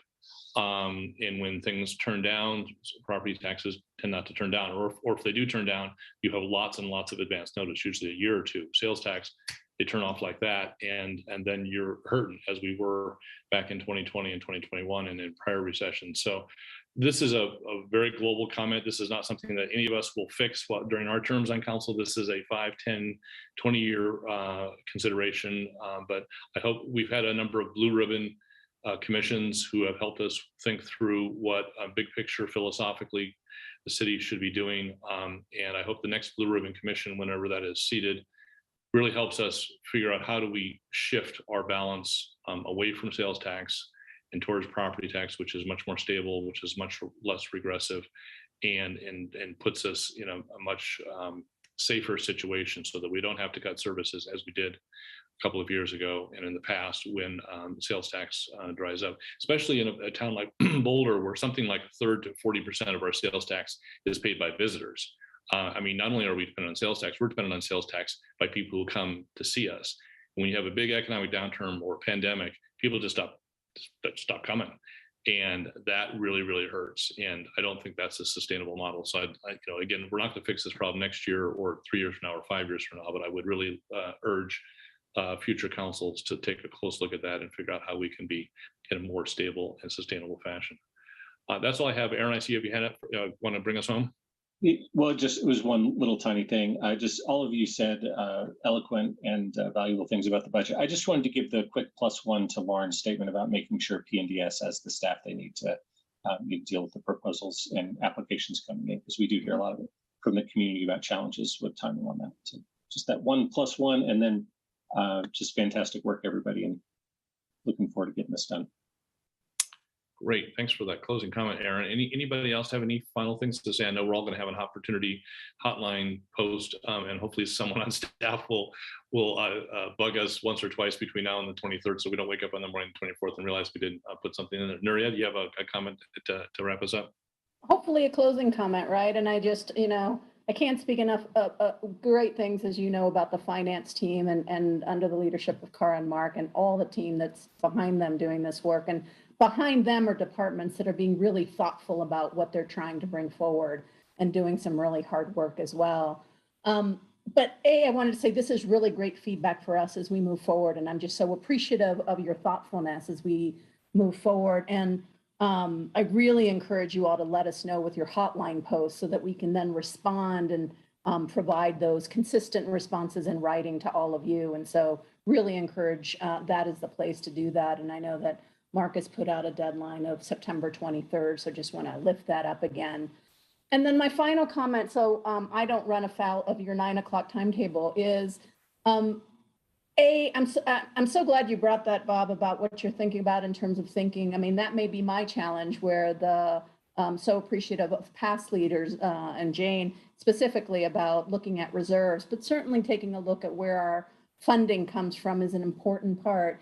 And then the other thing to Mark's question, and it's sort of tied to that, is when we think about all our unmet needs and all our wish lists and all our desires, and every year new things come up that are great ideas, that costs money. And what I'm hoping, and I know the budget team will be working on, as we eventually mature in our budgeting process and get those KPIs in, not only will we be able to sort of tie what we're spending to, are we actually doing the right things? Are we seeing the outcomes that we want to see?